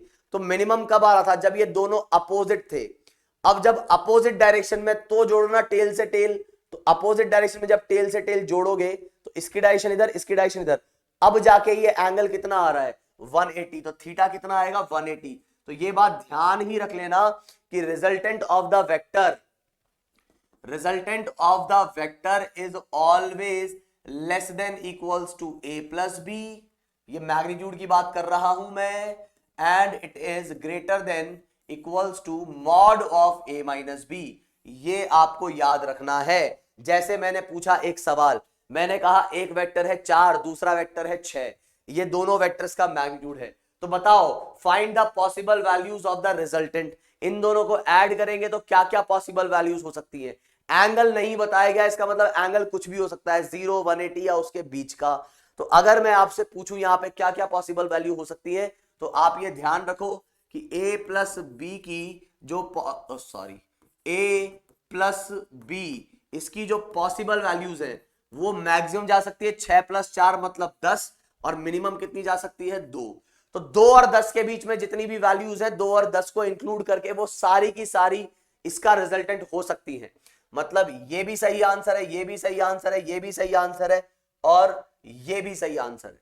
तो यहां पर जो है सारे के सारे सही आंसर हैं। ठीक है, 2 से लेकर 10 तक सारी वैल्यूज ये ले सकता है। बात मेरे हिसाब से समझ में आई होगी आप लोगों को। ठीक है, तो अभी हम बढ़ते हैं आगे और बात करते हैं इस सवाल के ऊपर। अब यहां मैंने अभी तक ट्रायंगुलर लॉ के बारे में खास कुछ बताया नहीं है आपको, बस मैंने ना मैग्नीट्यूड निकालना सिखाया ना डायरेक्शन, मैंने बस आपको एक चीज बताई कि किस तरीके से आप पहचानोगे कौन रिजल्टेंट है और कौन नहीं। अब यहां आपको क्या दिया गया है, choose the incorrect option for the given case. Given case क्या है कि एक वेक्टर आपको दिख रहा है ए बी, दूसरा वेक्टर आपको दिख रहा है बी सी, और तीसरा वेक्टर जो है वो आपको दिख रहा है ए सी। तो सबसे पहले अगर मैं तुमसे पूछूं कि बताना यहां पर कौन रिजल्टेंट है, तो तुम देखोगे सर जहां हेड से हेड और टेल से टेल, तो सर ए सी जो है ना वो रिजल्टेंट है। तो क्या मैं ए सी वेक्टर जो है उसको ऐसा बोल सकता हूं कि A C vector is the addition of A B and B C? तुम बोलोगे हाँ, इसको आप बोल सकते हो कि A C vector is the addition of A B and the remaining that is B C. तो बताओ कौन सा इसमें इनकरेक्ट है, ये आपको बताना है। आराम से पॉज करके इसको सोचो। अब तुम बोलोगे कि sir A plus B is equals to A B plus B C is equals to A C. Sir ये तो करेक्ट है, तो ये आंसर नहीं होगा बिकॉज इट इज करेक्ट। इधर मैं लिख देता हूं ये करेक्ट है, करेक्ट। हमको ढूंढना है इनकरेक्ट, ठीक है ना, हमको क्या ढूंढना है incorrect. A B plus B C, अब अगर इस ए सी को इस तरफ ले आओगे तो ये माइनस का हो ही जाएगा, तो ये भी आपके पास कैसा है, करेक्ट स्टेटमेंट है। इस वाली चीज को उठा के इधर ले आओ, ये करेक्ट स्टेटमेंट है। और सुनो, माइनस ए सी को क्या मैं सी ए बोल सकता हूं क्या? कैसे सर? यार ए सी के आगे अगर एक नेगेटिव साइन लगा हुआ है, ध्यान से सुनना, ये लिखा हुआ है कैसे, A B plus B C, और इसको मैं बोल सकता हूं plus of minus A C is equal to 0। तो माइनस ए सी का मतलब आ जाएगा सी ए। तो ये भी करेक्ट है, ये भी एक्चुअली क्या है आपके पास, करेक्ट है। तो इनकरेक्ट इनमें से कोई भी नहीं है, तो none of them is incorrect. तो इसलिए डी इज द आंसर। इनमें से आपको इनकरेक्ट चूज करना था, तो none of these is incorrect. Okay, तो यहां पर ये ध्यान रखना, ये आप यहां से चूज करोगे। लेकिन इस चीज से आपको देखो क्या पता लग रहा है, ये बड़ी इंपॉर्टेंट चीज निकल के आई। क्या चीज निकल के आई यहां से? यहां से जो निकल के आ रहा है वो ये निकल के आ रहा है कि अगर मेरे पास एक वेक्टर है ए, एक वेक्टर है ए बी, ऐसे ही यहां पर एक दूसरा वेक्टर है क्या, बी सी, और ऐसे ही एक तीसरा वेक्टर है सी ए, तो भाई साहब जरा ढूंढना यहां पे रिजल्टेंट कहां है। तुम बोलोगे यहां पे रिजल्टेंट कहां है, तो सर कहीं नहीं है यहां तो रिजल्टेंट। क्यों? ऐसा कोई पॉइंट ही नहीं मिल रहा जहां पे हेड से हेड जुड़ा हो या टेल से टेल जुड़ा हो, ऐसा कोई पॉइंट मिल ही नहीं रहा। तो आपने देखा ना कि अगर आप सी ए वेक्टर लिख देते हो, सी ए मतलब इधर से इधर आ रहा है, तो कोई रिजल्टेंट है ही नहीं, मतलब रिजल्टेंट कितना हो गया, 0। इन तीनों का एडिशन क्या आ जाएगा, 0। तो कभी भी आपको एक ट्राइंगल ऐसा मिलता है जिसमें सारे के सारे head tail head tail head tail हैं, तो तीनों का रिजल्टेंट क्या आ जाएगा, 0 आ जाएगा। ये ध्यान रखना, ये बात आपको ध्यान में रखनी है, ठीक है। तो बढ़ते हैं आगे और बात करते हैं अगले सवाल की। अगला सवाल आपको कहा गया है यहां कि ए और बी दोनों का मैग्नीट्यूड जो है वो दिया गया है 6 और यहां आपको उन दोनों के बीच का जो एंगल है वो दिया गया है 140 और आपसे पूछा गया है कि then find the angle between A and R, जहां पे आर क्या है, R is the resultant of A plus B. R जो है वो ए और बी का रिजल्टेंट है। तो अब आपसे पूछा गया है कि बताओ कि ए और आर के बीच में क्या एंगल होगा। तो यहां आपको डायग्राम बनाना आना चाहिए। डायग्राम अगर आपने बना लिया तो आपका काम हो गया। कैसे सर, मैं समझाता हूं कैसे। आपको क्या कहा गया है, ए और बी का मैग्नीट्यूड है 6, ठीक है होगा, लेकिन दोनों के बीच का एंगल जो है वो 140 है। तो मैंने पहले बनाया ये ए और फिर उसके बाद में बनाया बी। तो कई जने जो है ना एंगल ऐसा बना देंगे 140। नहीं मेरे भाई, ये एंगल थोड़ी ना होगा। अगर आप ऐसा बना दोगे तो ये तो हेड से टेल जुड़ा हुआ है। तो बात समझो आप, ये ए और ये बी, तो बी आपका कुछ ऐसा आएगा, दिस इज बी, क्योंकि ये जो एंगल है वो 140 है। क्यों? क्योंकि, या ऐसे नहीं समझ में आया तो ऐसा सुन लो कि अगर आपके पास एक वेक्टर है क्या ए, अगर आपके पास एक वेक्टर है ए और दूसरा वेक्टर उससे कितना एंगल बना रहा है 140, तो टेल से टेल जोड़ोगे ना मेरे भाई। हाँ सर, टेल से टेल जोड़ेंगे तो ये एंगल कितना आया, 140 आया। अब आई बात समझ में। तो अब जब इन दोनों का रिजल्टेंट निकालोगे, ट्रायंगुलर लॉ बनाओ जरा। लो सर, ये बना दिया ट्रायंगुलर लॉ, मतलब ये ट्रायंगल बना दिया हमने। ए और बी के टेल को ए के हेड से जोड़ूंगा, तो ये सर हमने क्या किया, बी के टेल को ए के हेड से जोड़ दिया। तो सर ये आ गया आपका रिजल्टेंट, ये आ गया आपका क्या, रिजल्टेंट। अब ये वाला एंगल जो है वो है 140। अब हमें ढूंढना है कि ये एंगल कितना होगा, ये वाला angle between R, angle between A and R, angle between A and R. तो ए और आर के बीच का एंगल ढूंढना है, ठीक है ढूंढते हैं। तो मुझे पहले एक बात बताओ, इन दोनों का मैग्नीट्यूड जो है वो इक्वल दिया गया है, तो क्या ये एक आइसोसेलेस ट्राइंगल नहीं हो गया? हो गया। अगर ये दोनों साइड्स इक्वल है तो क्या ये दोनों एंगल भी इक्वल नहीं होंगे? होंगे। और आप जानते हो कि ये एक्सटीरियर अपोजिट एंगल है। तुम बोलोगे नहीं समझ आया, कोई बात नहीं, 140 है, हाँ, तो ये कितना आ जाएगा, ये आ जाएगा सर 40 आ जाएगा। तो क्या मैं ऐसा बोल दूं कि दो इन तीनों का एडिशन जो है वो कितना आएगा? तुम बोलोगे sir theta plus theta 2 theta plus 40, triangle के एंगल से ना, तो सर ये 180 आ जाएगा, मतलब दोनों का एडिशन आ जाएगा 140 के इक्वल।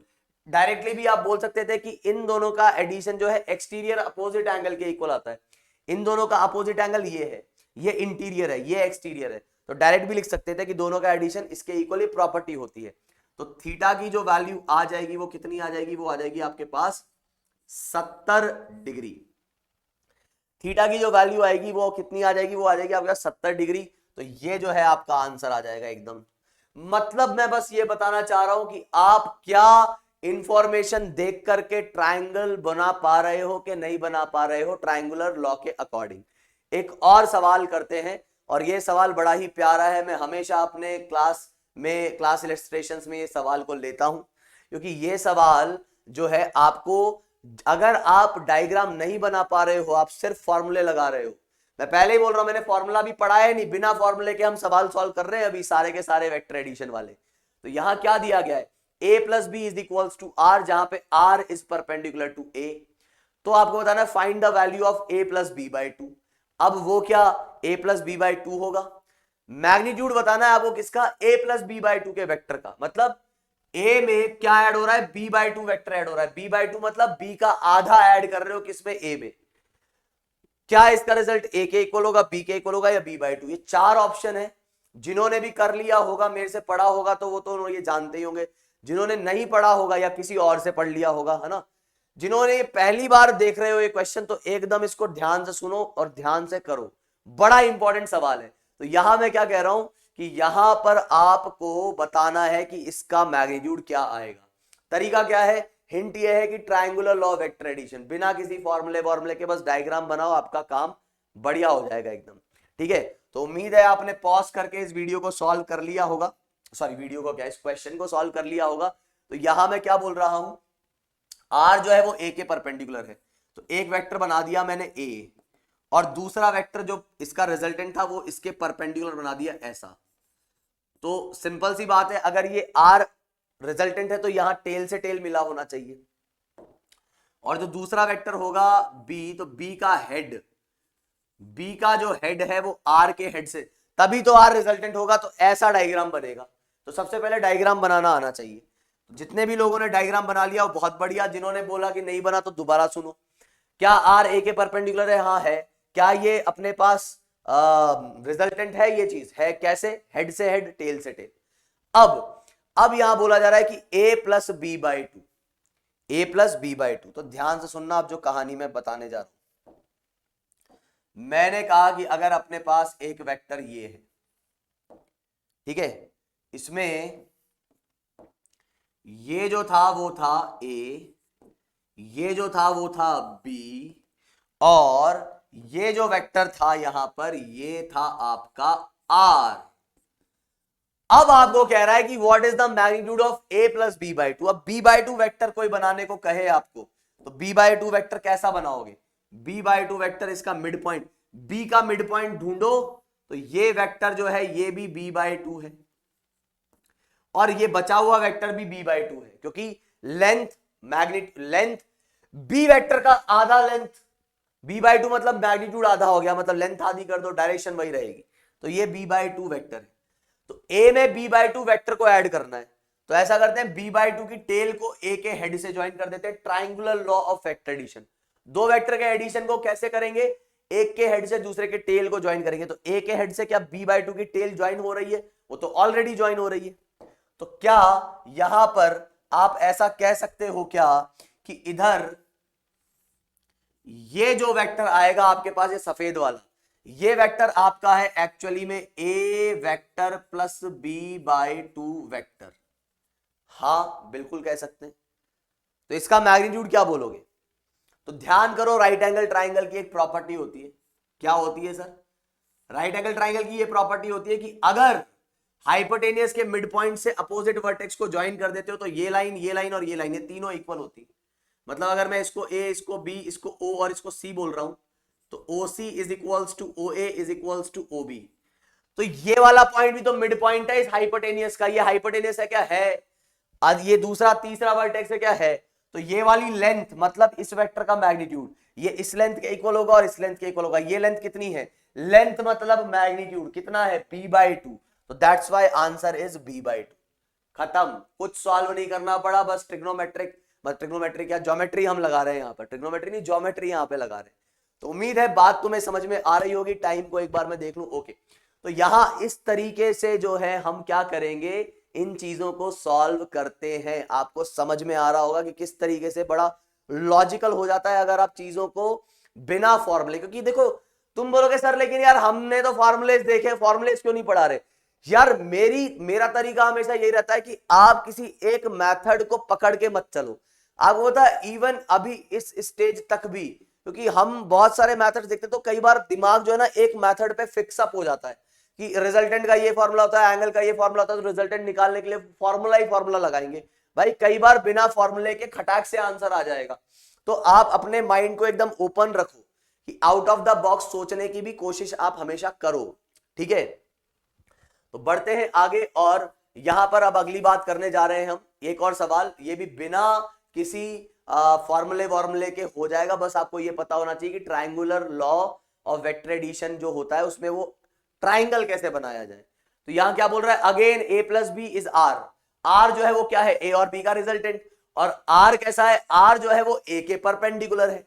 और फिर कह रहा है alpha is the angle between A and B. चलो बनाते हैं। तो इतनी पहले तो तुम बनाओगे, ध्यान रखना, पॉज करके, फिर मैं बना रहा हूं। तो मैं ये मान के चल रहा हूं तुमने पॉज कर दिया है वीडियो और करके उस कॉल भी कर लिया है। अब मैं क्या बोल रहा हूं कि यहां पर ए और बी का रिजल्टेंट है आर, और आर वापस से ए के परपेंडिकुलर है।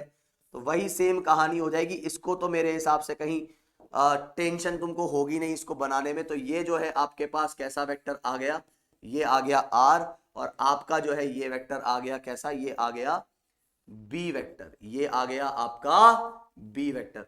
और ए और बी के बीच का एंगल जो है वो आपको मिल रहा है कितना, अल्फा, मतलब ये एंगल जो है वो है अल्फा, ये वाला एंगल अल्फा है, कितना है, अल्फा है।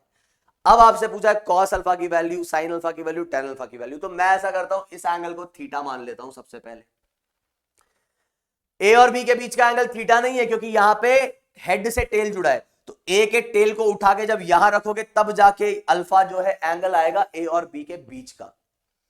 तो यहां अब मैं क्या कह रहा हूं, मैं ये कह रहा हूं कि अगर मैं कॉस थीटा की वैल्यू निकाल लेता हूं एक बार को, तो कॉस थीटा कितना आएगा भाई साहब, ठीक है।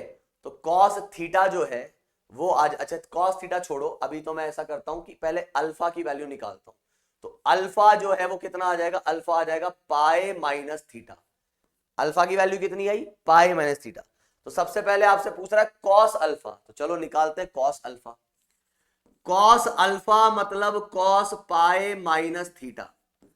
वैसे हमने पढ़ा भी है, और अगर जिन्होंने पिछले लेक्चर्स अटेंड नहीं किए तो मैं बता दूं उनको, कॉस पाई माइनस थीटा जो आता है वो आता है आपके पास माइनस का कॉस थीटा, है ना, माइनस का कॉस थीटा। तो कॉस अल्फा की वैल्यू आ गई माइनस कॉस थीटा, और माइनस कॉस थीटा क्या लिखो, कॉस थीटा होता है बेस अपॉन हाइपोटेनियस, तो बेस वेक्टर का magnitude upon hypotenuse A by B. तो यहां से ये तो प्लस का ए बाई बी आ रहा है, तो ये रॉन्ग ऑप्शन है, माइनस होता तो सही आंसर आ जाता, ठीक है। तो ये हो गया अपना रॉन्ग ऑप्शन। चलो आए आगे बढ़े, फिर अपने को साइन अल्फा दिख रहा है, कोई बात नहीं, साइन अल्फा भी निकाल लेते।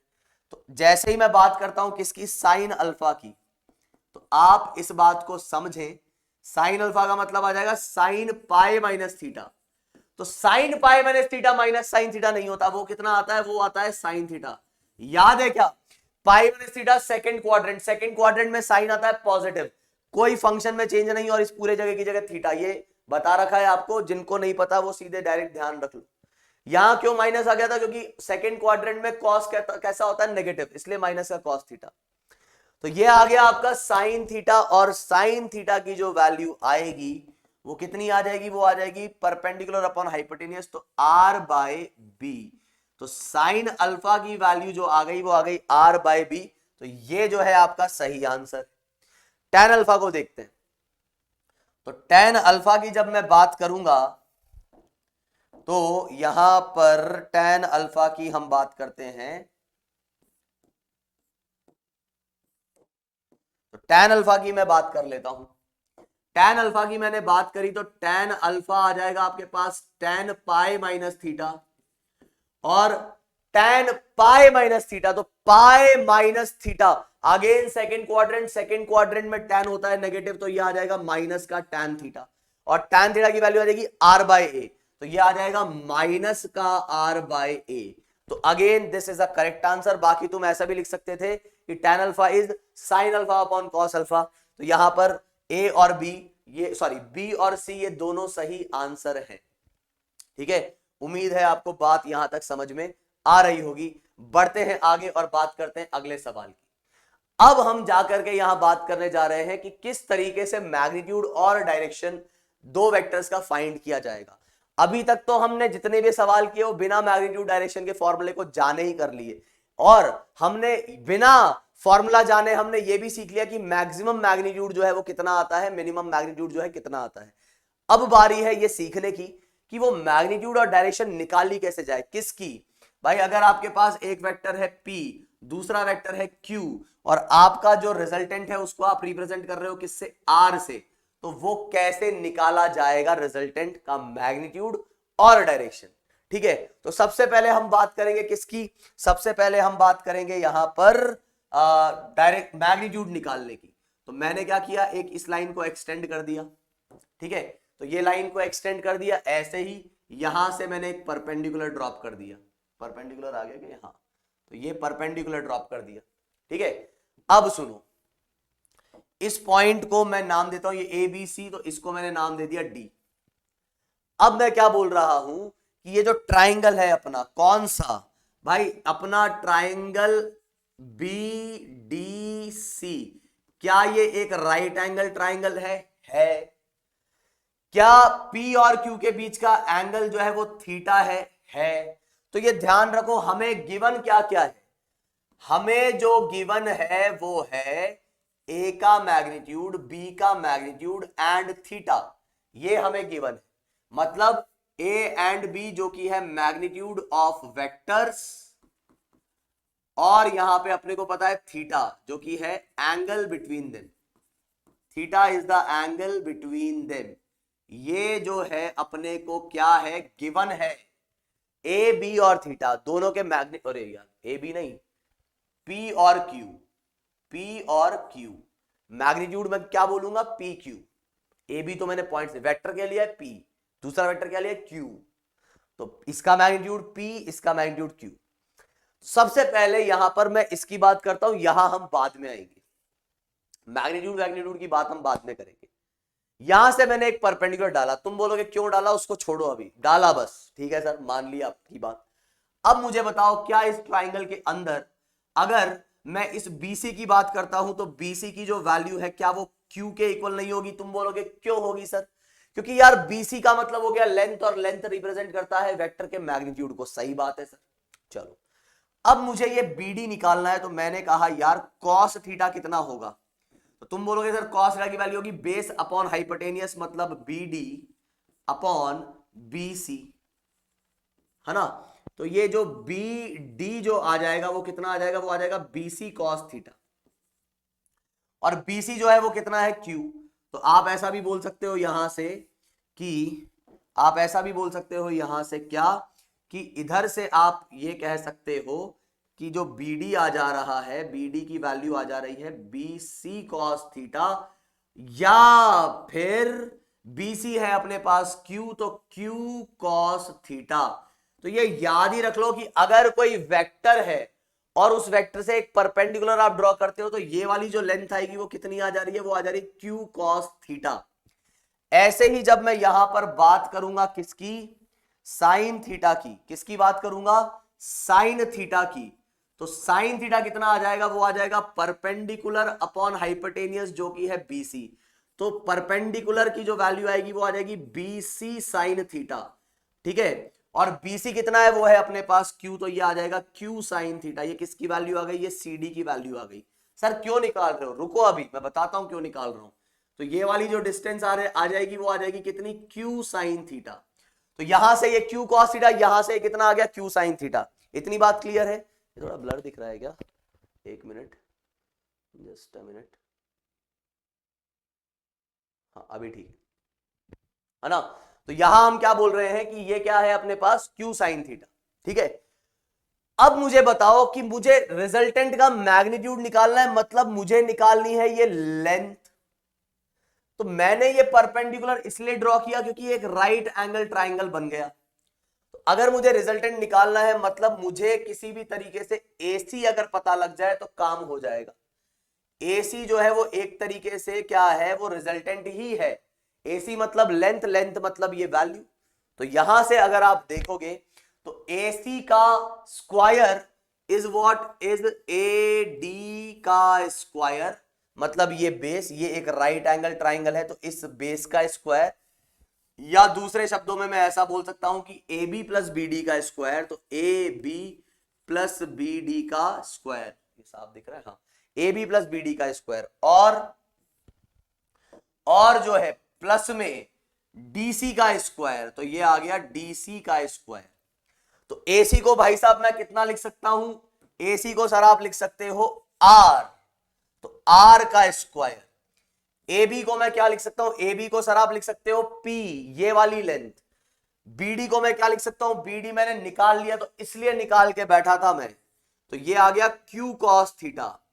और ऐसे ही DC को आप क्या लिख सकते हो, वो है Q साइन थीटा, और फिर इन सब का स्क्वायर तो है ही। तो इसको एक्सपैंड कर लेते हैं, इसको एक्सपैंड करूंगा तो ये आ जाएगा A square plus B square plus 2AB।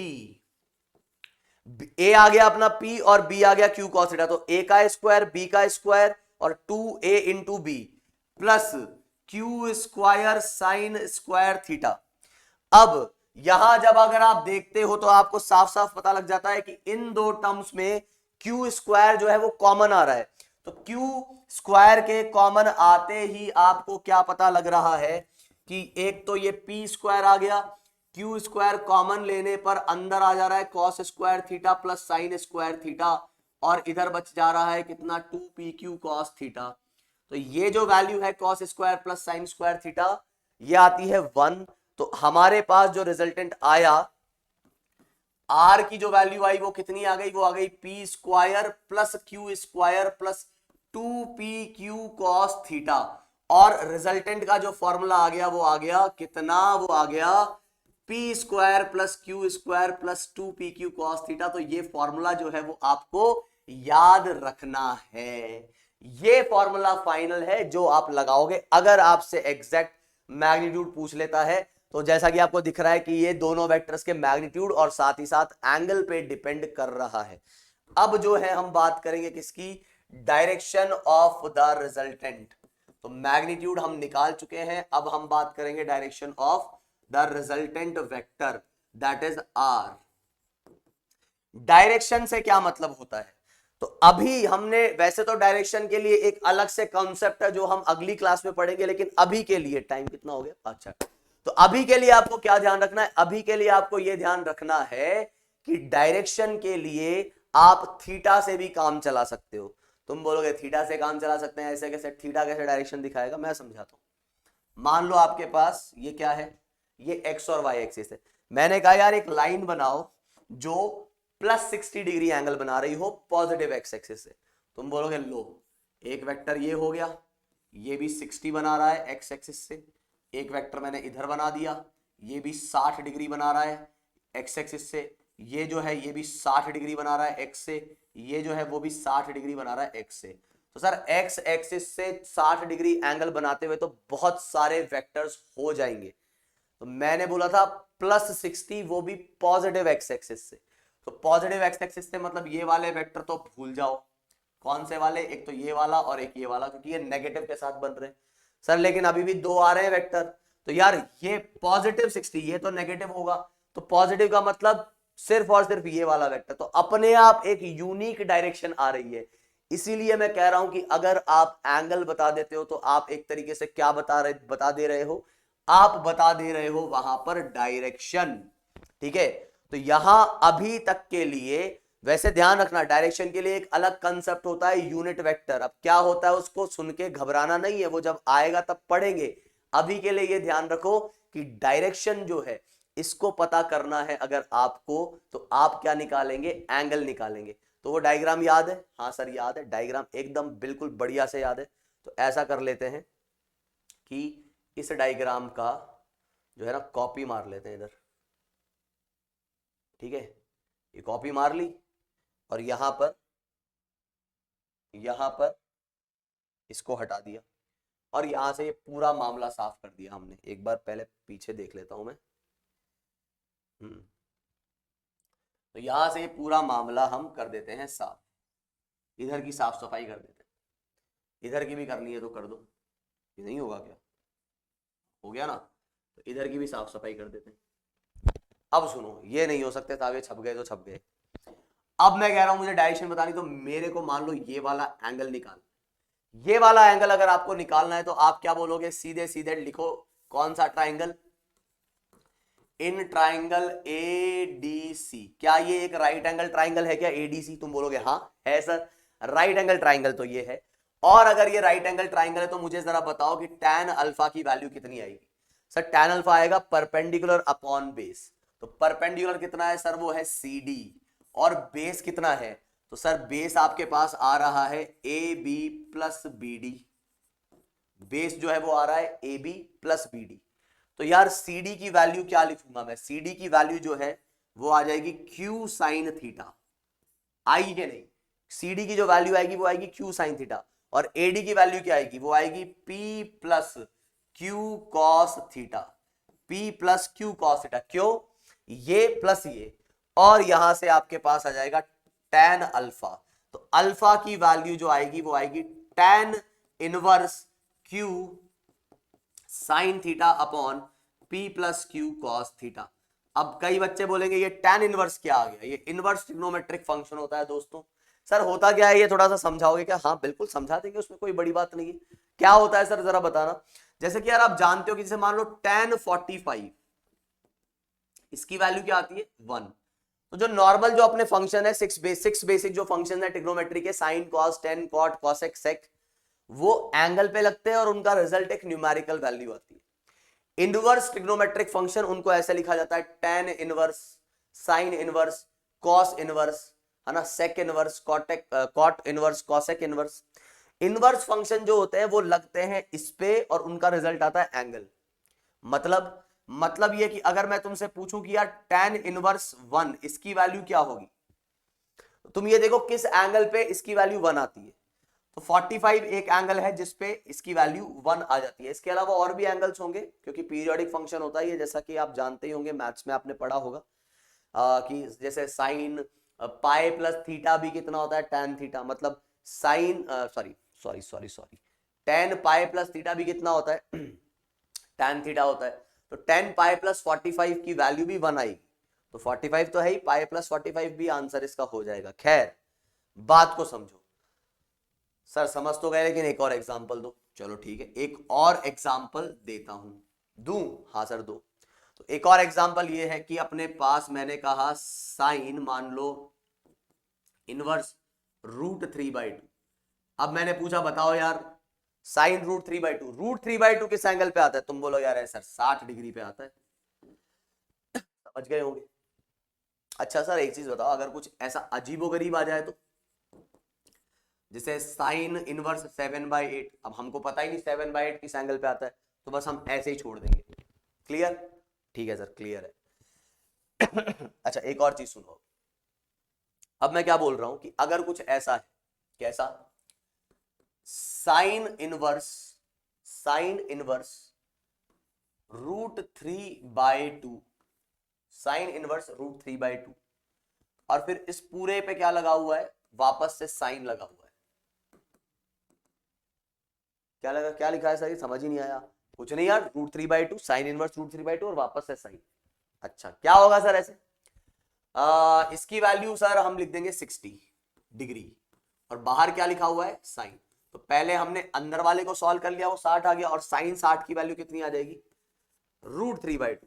तो सर जो लिखा हुआ था वही आ गया। तो ऐसा नहीं बोलेंगे कि ये इससे कट गया। ये ऐसी बात है कि आप यहां से चल के इधर आए और वापस घूम के उधर ही आ गए। √3/2 से आप 60 पे गए, 60 से फिर आप वापस वहां चले गए। आई क्या बात समझ में? इसकी वैल्यू 60 और साइन 60 इतना। चलो एक उल्टी चीज देखते हैं। तुम बोलोगे सर उल्टी बातें हमें पसंद ही नहीं है, तो प्लीज मत देखो। नहीं हम देखेंगे। क्या? अभी मैंने लिख दिया कि साइन इनवर्स साइन 60 डिग्री। अब बोलो तो साइन 60 कितना आ जाएगा, √3/2, और साइन इनवर्स √3/2। तो ये ध्यान रखना, अभी मैं 90 से कम वाले एंगल्स की बात कर रहा हूं, ऐसे और भी एंगल्स हो सकते हैं। तो साइन इनवर्स √3/2 कितना आ जाएगा, 90 और 0 से 90 के बीच में 60। तो देख रहे हो जो यहां पे था वही वापस यहां आ गया। तो अगर कुछ ऐसा लिखा हुआ दिख जाता है, तो मैं अगर ऐसा कह रहा हूं कि साइन इनवर्स x, ध्यान से सुनना क्या बोल रहा हूं मैं, साइन इनवर्स x, तो ये कितना आ जाएगा, x ही आ जाएगा। या फिर साइन इनवर्स साइन x, तो ये भी कितना आ जाएगा, x आ जाएगा। क्यों बता रहे हो सर ये? भाई इधर देखो क्या लिखा हुआ है, इधर लिखा हुआ था tan alpha is equals to ये चीज। क्या लिखा हुआ था, tan alpha is equals to q sine theta upon p plus q cos theta. ये आपके पास किसकी वैल्यू थी, ये आपके पास tan अल्फा की वैल्यू थी। तो अगर मैं दोनों तरफ tan इनवर्स ले लेता हूं, ध्यान से सुनना बात, दोनों तरफ मैंने क्या ले लिया, दोनों तरफ मैंने tan इनवर्स ले लिया, तो दोनों तरफ जो है tan इनवर्स लेने पर ये चीज तो आपकी अल्फा ही हो जाएगी, और वो ये आ गई। तो इसलिए इससे ये रिजल्ट आया। तो ये आपको ध्यान रखना है। अब अगर ये कुछ ऐसी वैल्यू आ जाती है जिसका एंगल आपको पता है, तो बिल्कुल मुबारक हो आपको। जैसे कि मान लो 1 या फिर 3/4 या फिर 4/3 या फिर 1/√3 या √3, बिल्कुल आप एंगल निकाल सकते हो। कुछ अजीबोगरीब आ जाता है तो ऐसे के ऐसे ही छोड़ देंगे, इसको बिल्कुल भी हम ध्यान नहीं देंगे इस चीज पर। तो ये आपके पास दो फॉर्मूले हो गए हैं। एक तो है क्या, एक है मैग्नीट्यूड का जो है p² + q² plus 2pq cos theta का ओवर अंडर रूट। दूसरा है अपने पास q sin theta plus p plus q cos theta. अब तुम बोलोगे सर यार हमें है ना ये फॉर्मूला है ना याद रखने में बड़ी तकलीफ हो रही है यार, मतलब ये पता नहीं कितना खतरनाक सा दिखता है। तो मैं बोल रहा हूं यार, अगर तुमको ये डायग्राम याद है ना, ये डायग्राम अगर तुम्हारे दिमाग में छपा हुआ है तो ये फॉर्मूले को याद करने की जरूरत ही नहीं है। सर क्यों? यार अगर ये डायग्राम छपा हुआ है तो अब तुमको अपने आप समझ में आएगा ये कितना है, ये अल्फा है, ये वेक्टर के सामने वाला ये क्यू साइन थीटा था, ये क्यू कॉस थीटा है, तो परपेंडिकुलर अपॉन बेस, तो परपेंडिकुलर क्यू साइन थीटा और ये P plus Q cos theta, ये ऐसे ध्यान रह सकता है बड़ी ही आसानी से। ठीक है, तो ये आपके जो है ट्राइंगुलर लॉ वेक्टर एडिशन के ये हो गए दो फॉर्मूले। अब हम जो बात करने जा रहे हैं, ये दोबारा कैसे आ गया भाई? अच्छा, ये एक एक्स्ट्रा आ गया अपने पास, न जाने कैसे, कोई बात नहीं, इसको हम उड़ा देते हैं। तो ये उड़ा दिया हमने। अब हम सवाल देख रहे हैं ये वाला। इस सवाल के अकॉर्डिंग हमको साफ साफ बोला गया है कि ए का मैग्नीट्यूड है 7, बी का मैग्नीट्यूड है 5, एंगल उनके बीच में 60 डिग्री, और आपको बताना है ए प्लस बी का मैग्नीट्यूड और ए माइनस बी का मैग्नीट्यूड। चलो भाई स्टार्ट हो जाते हैं एकदम। तो ए प्लस बी का जो मैग्नीट्यूड आएगा वो हम क्या बोलेंगे, मतलब एक तरीके से इसके रिजल्टेंट का मैग्नीट्यूड, तो वो आ जाएगा under root of A square plus B square plus 2ab cos theta, क्योंकि दोनों के बीच का एंगल जो भी है थीटा वो दे रखा है 60। तो ये आ जाएगा अपने पास कितना, ये आ जाएगा a का स्क्वायर मतलब 49, 7 का स्क्वायर 49, 5 का स्क्वायर ये आ जाएगा 25, ऐसे ही फिर 7 5 दा कितना आ गया 35, और ये आ गया अपने पास 70, या सीधे 5 इंटू 2 10, 10 इंटू 7 70, और ये cos 60, तो cos 60 कितना होता है, वो होता है हाफ। तो बेटर है मैं इसको ऐसे ही लिख लेता हूं, 2a कितना था 7, b कितना है 5, और cos 60 आता है हाफ, तो हाफ और 2 ये कैंसिल हो जाएगा। और फिर अपने पास जो फाइनल जो चीज आ रही है वो क्या आ रही है, ये आ रहा है 49 प्लस 25, तो भाई 9 5 कितना आ गया अपने पास 14, और ये आ गया अपने पास 74, तो ये आ गया अपने पास भाई 9 5 14 और 1, तो ये आ गया अपने पास 74 प्लस इधर क्या आ गया 35, तो ये जो आंसर आ जाएगा वो आ जाएगा आपका कितना 5 प्लस 4 9, और ये आ गया आपके पास फिर 109, तो 109 जो है इसका आंसर आ जाएगा a प्लस बी का मैग्नीट्यूड। अब a माइनस बी का जो मैग्नीट्यूड है वो बहुत से लोग सही निकाल देंगे, मैं जानता हूं, वो यही बोलेंगे कि सर a का magnitude a square minus B का मैग्नीट्यूड b स्क्वायर, तो पॉजिटिव हो जाएगा, a की जगह a रखूंगा और b की जगह माइनस b रखूंगा, वो लोग यही सोचेंगे। तो सुनो बात है ना, कि मतलब तुम लोग जो यहां पर a माइनस बी की जो बात कर रहे होंगे, तो a माइनस बी के लिए तुम क्या बोलोगे, a माइनस बी के लिए तुम क्या बोलोगे? मुझे पता है कि अगर तुम a माइनस बी की बात करोगे तो a माइनस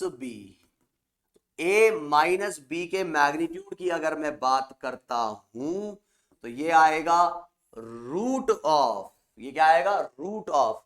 तो कई जने इसको देखो कैसे बोलते हैं, वो ऐसे बोलते हैं सर इसको मैं ऐसा लिख सकता हूं कि a प्लस माइनस बी, है ना, इसको मैं कैसा लिख सकता हूं, इसको मैं लिख सकता हूं कि ये है a प्लस माइनस बी। ठीक है, कई जने ऐसा बोलते हैं। वो क्या बोलते हैं फिर, a का स्क्वायर वो a स्क्वायर आ जाएगा, वो बोलते हैं माइनस बी का स्क्वायर वो b स्क्वायर आ जाएगा, माइनस हट जाएगा, ऐसा बोलते हैं।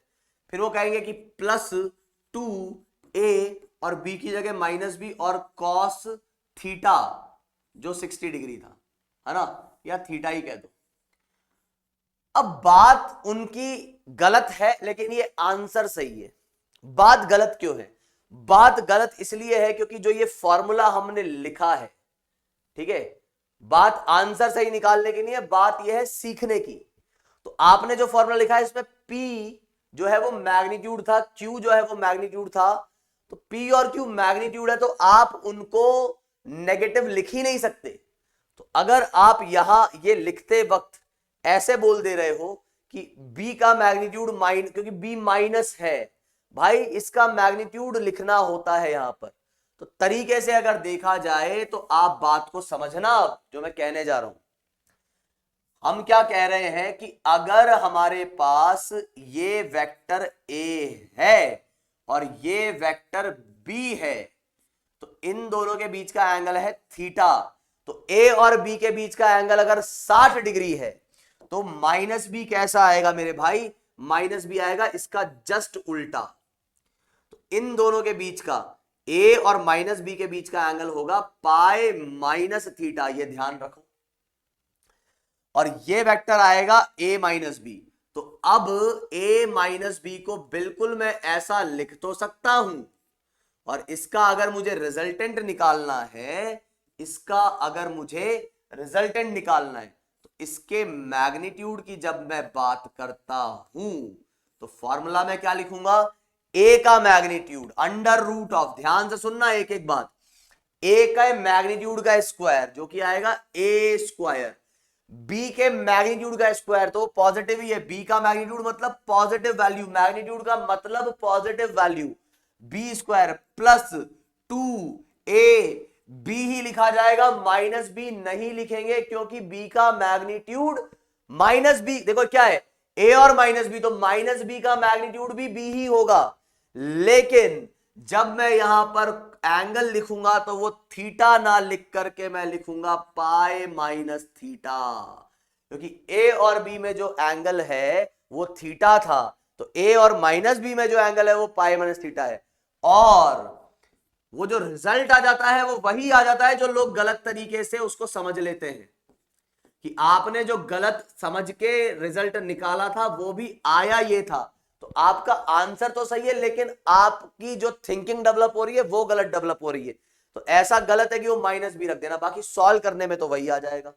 तो अब बस बात इतनी सी रह गई है कि यार a माइनस बी, तो अब मैं बस मैग्नीट्यूड लिख देता हूं। तो मैग्नीट्यूड में अपने पास क्या क्या आ जाएगा, a का स्क्वायर तो वापस से आ जाएगा 49, ये आ जाएगा अपने पास 25, और ये आ जाएगा अपने पास माइनस का 35, क्योंकि कॉस, देखो कॉस पाई माइनस थीटा होता है माइनस कॉस थीटा, तो कॉस 60 हाफ तो कट जाएगा और वो आ जाएगा माइनस का 35।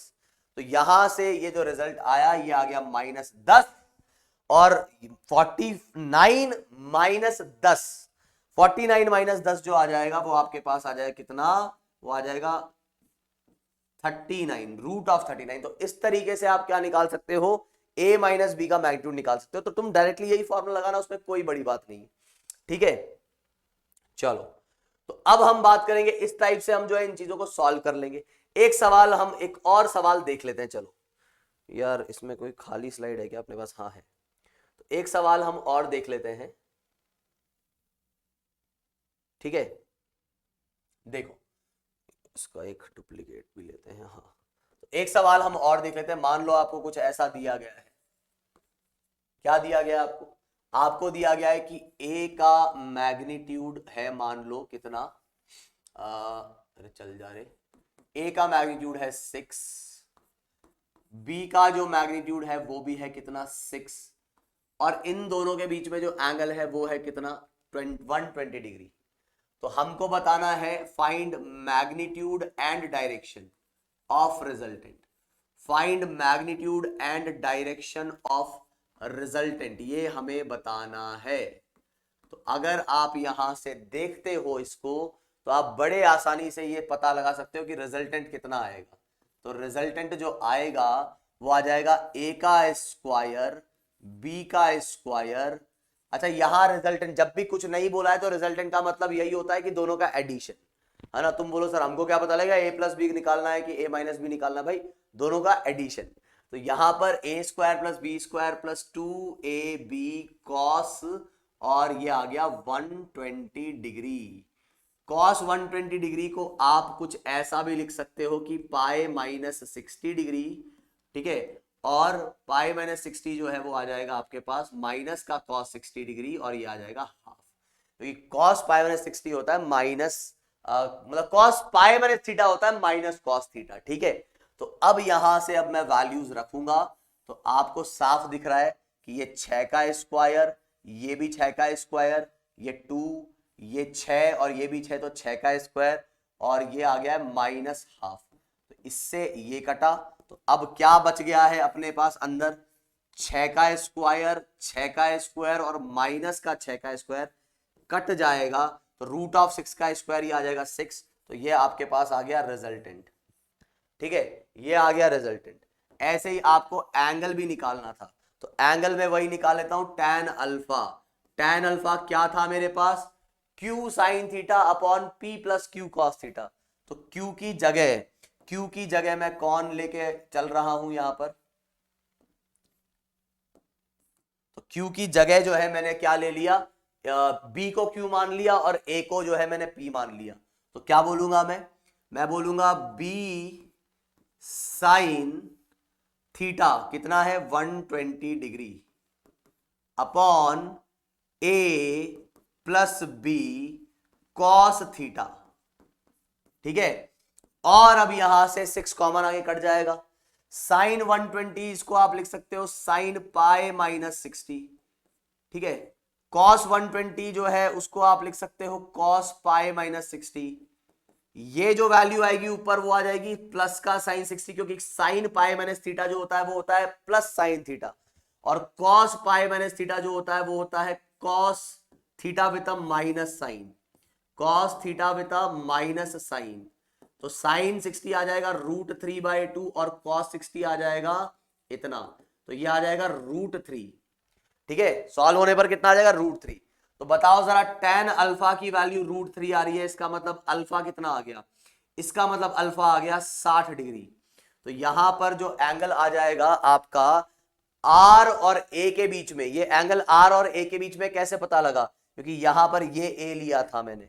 तुम बोलोगे नहीं समझ में आया सर, तो नहीं समझ में इसलिए नहीं आया क्योंकि देखो यहां देखो अल्फा क्या है, alpha is the angle between R and P. तो जो वेक्टर को आप यहां लिखोगे वो वेक्टर के साथ ये रिजल्टेंट का एंगल मिलेगा आपको, तो ये जो है आपका क्या आएगा, ये आएगा अल्फा। आई बात समझ में, और इस तरीके से आप ये एंगल निकाल सकते हैं।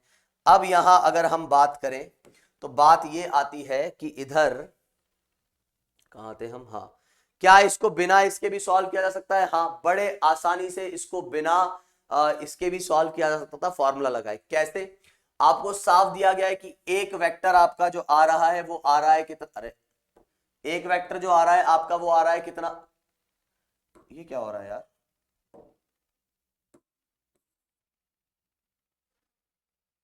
इसको क्या हो गया, जस्ट अ मिनट। तो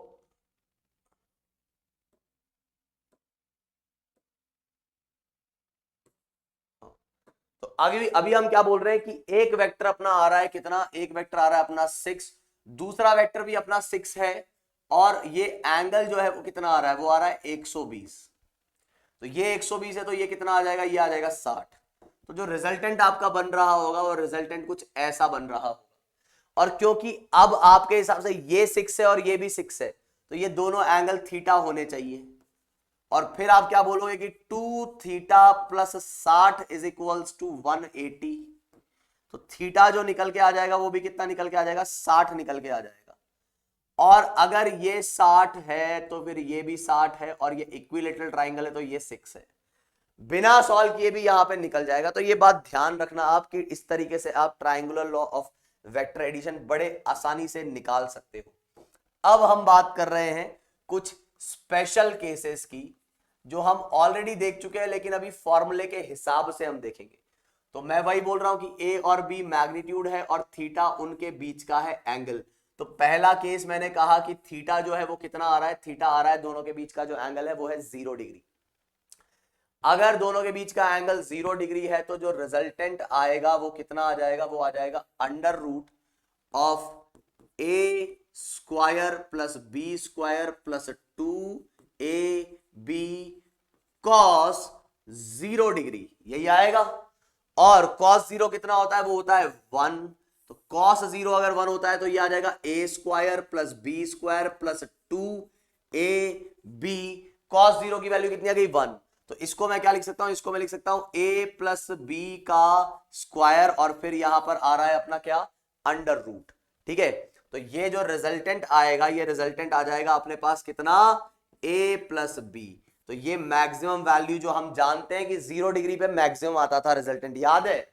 इसी तरीके से अगर मैं बात करता हूं किसकी, अगर मैं यहां पर बात करता हूं theta is equals to 180 degree, तो 180 डिग्री जब मैं देखता हूं तो यहां पर मेरे पास क्या आ जाएगा, मेरे पास आ जाएगा A square plus B square plus 2ab cos 180। cos 180 की वैल्यू होती है -1, तो ये आ जाएगा कितना, ये आ जाएगा under root of a square b square minus का 2ab। और यहां जैसे ही आप देखोगे तो ये अब बन जाएगा a माइनस बी का होल स्क्वायर या फिर b माइनस ए का होल स्क्वायर।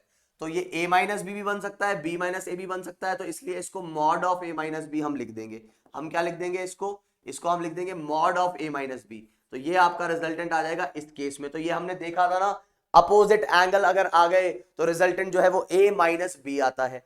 और इसी तरीके से अगर मैं बात करता हूं यहां पर किस चीज की, इसी तरीके से अगर मैं बात करता हूं यहां पर किसकी, थर्ड केस जिसमें मैं 90 डिग्री लेके चल लेता हूं। एंगल कितना लेके चल रहा हूं मैं, 90 डिग्री लेके चल रहा हूं। थर्ड केस में मैं एंगल लेके चल रहा हूं 90 डिग्री। ठीक है, तो वो मैंने रब नहीं किया है भाई, वो यही लिखा हुआ है। ठीक है, ये नई स्लाइड ली है मैंने। तो थर्ड केस मैंने क्या लिया, थर्ड केस में मैंने एंगल ले लिया 90 डिग्री। तो अगर 90 डिग्री ले लेते हो तुम तो रिजल्टेंट कितना आएगा, रिजल्टेंट आएगा a square plus B square plus 2ab cos 90। और cos 90 कितना होता है 0, तो ये आ जाएगा under root of a square plus B square. तो ये आपका जो है रिजल्टेंट आ जाएगा। और ये यहां से साफ पता लग रहा है कि अगर दो वेक्टर एक दूसरे के परपेंडिकुलर होंगे तो ये तो हमें भी पता है कि वो पाइथागोरस थ्योरम लग के रिजल्टेंट जो है under root of a square plus B square आएगा ही आएगा। तो इस तरीके से बड़े आसानी से आप यहां पर ये चीजें लिख सकते हो। तो अब triangular law of vector addition की कहानी मेरे हिसाब से आप लोगों को क्लियर होगी। और टाइम जो है वो अपना हो चुका है, तो बस हम आज यहीं पे खत्म करेंगे। और बाकी जो बात है वो है पैरेललोग्राम लॉ, पॉलीगॉन लॉ, वो हम सब देखेंगे बाकी अगली क्लास में। ठीक है, हो सकता है आज के लेक्चर में थोड़ी सी एनर्जी आपको डाउन लगी हो, क्योंकि मेरा थोड़ा आज गले की भी बैंड बजी हुई है और आज मैं बहुत लेट हो गया हूँ रिकॉर्डिंग करने में। ठीक है, तो अगले लेक्चर में बिल्कुल एकदम बढ़िया से आएंगे। ठीक है, तो आज थोड़ी सी तबीयत ऐसी लगी रही थी, तो ध्यान रहे एकदम मस्ती से पढ़ाई करो और रोज पढ़ो।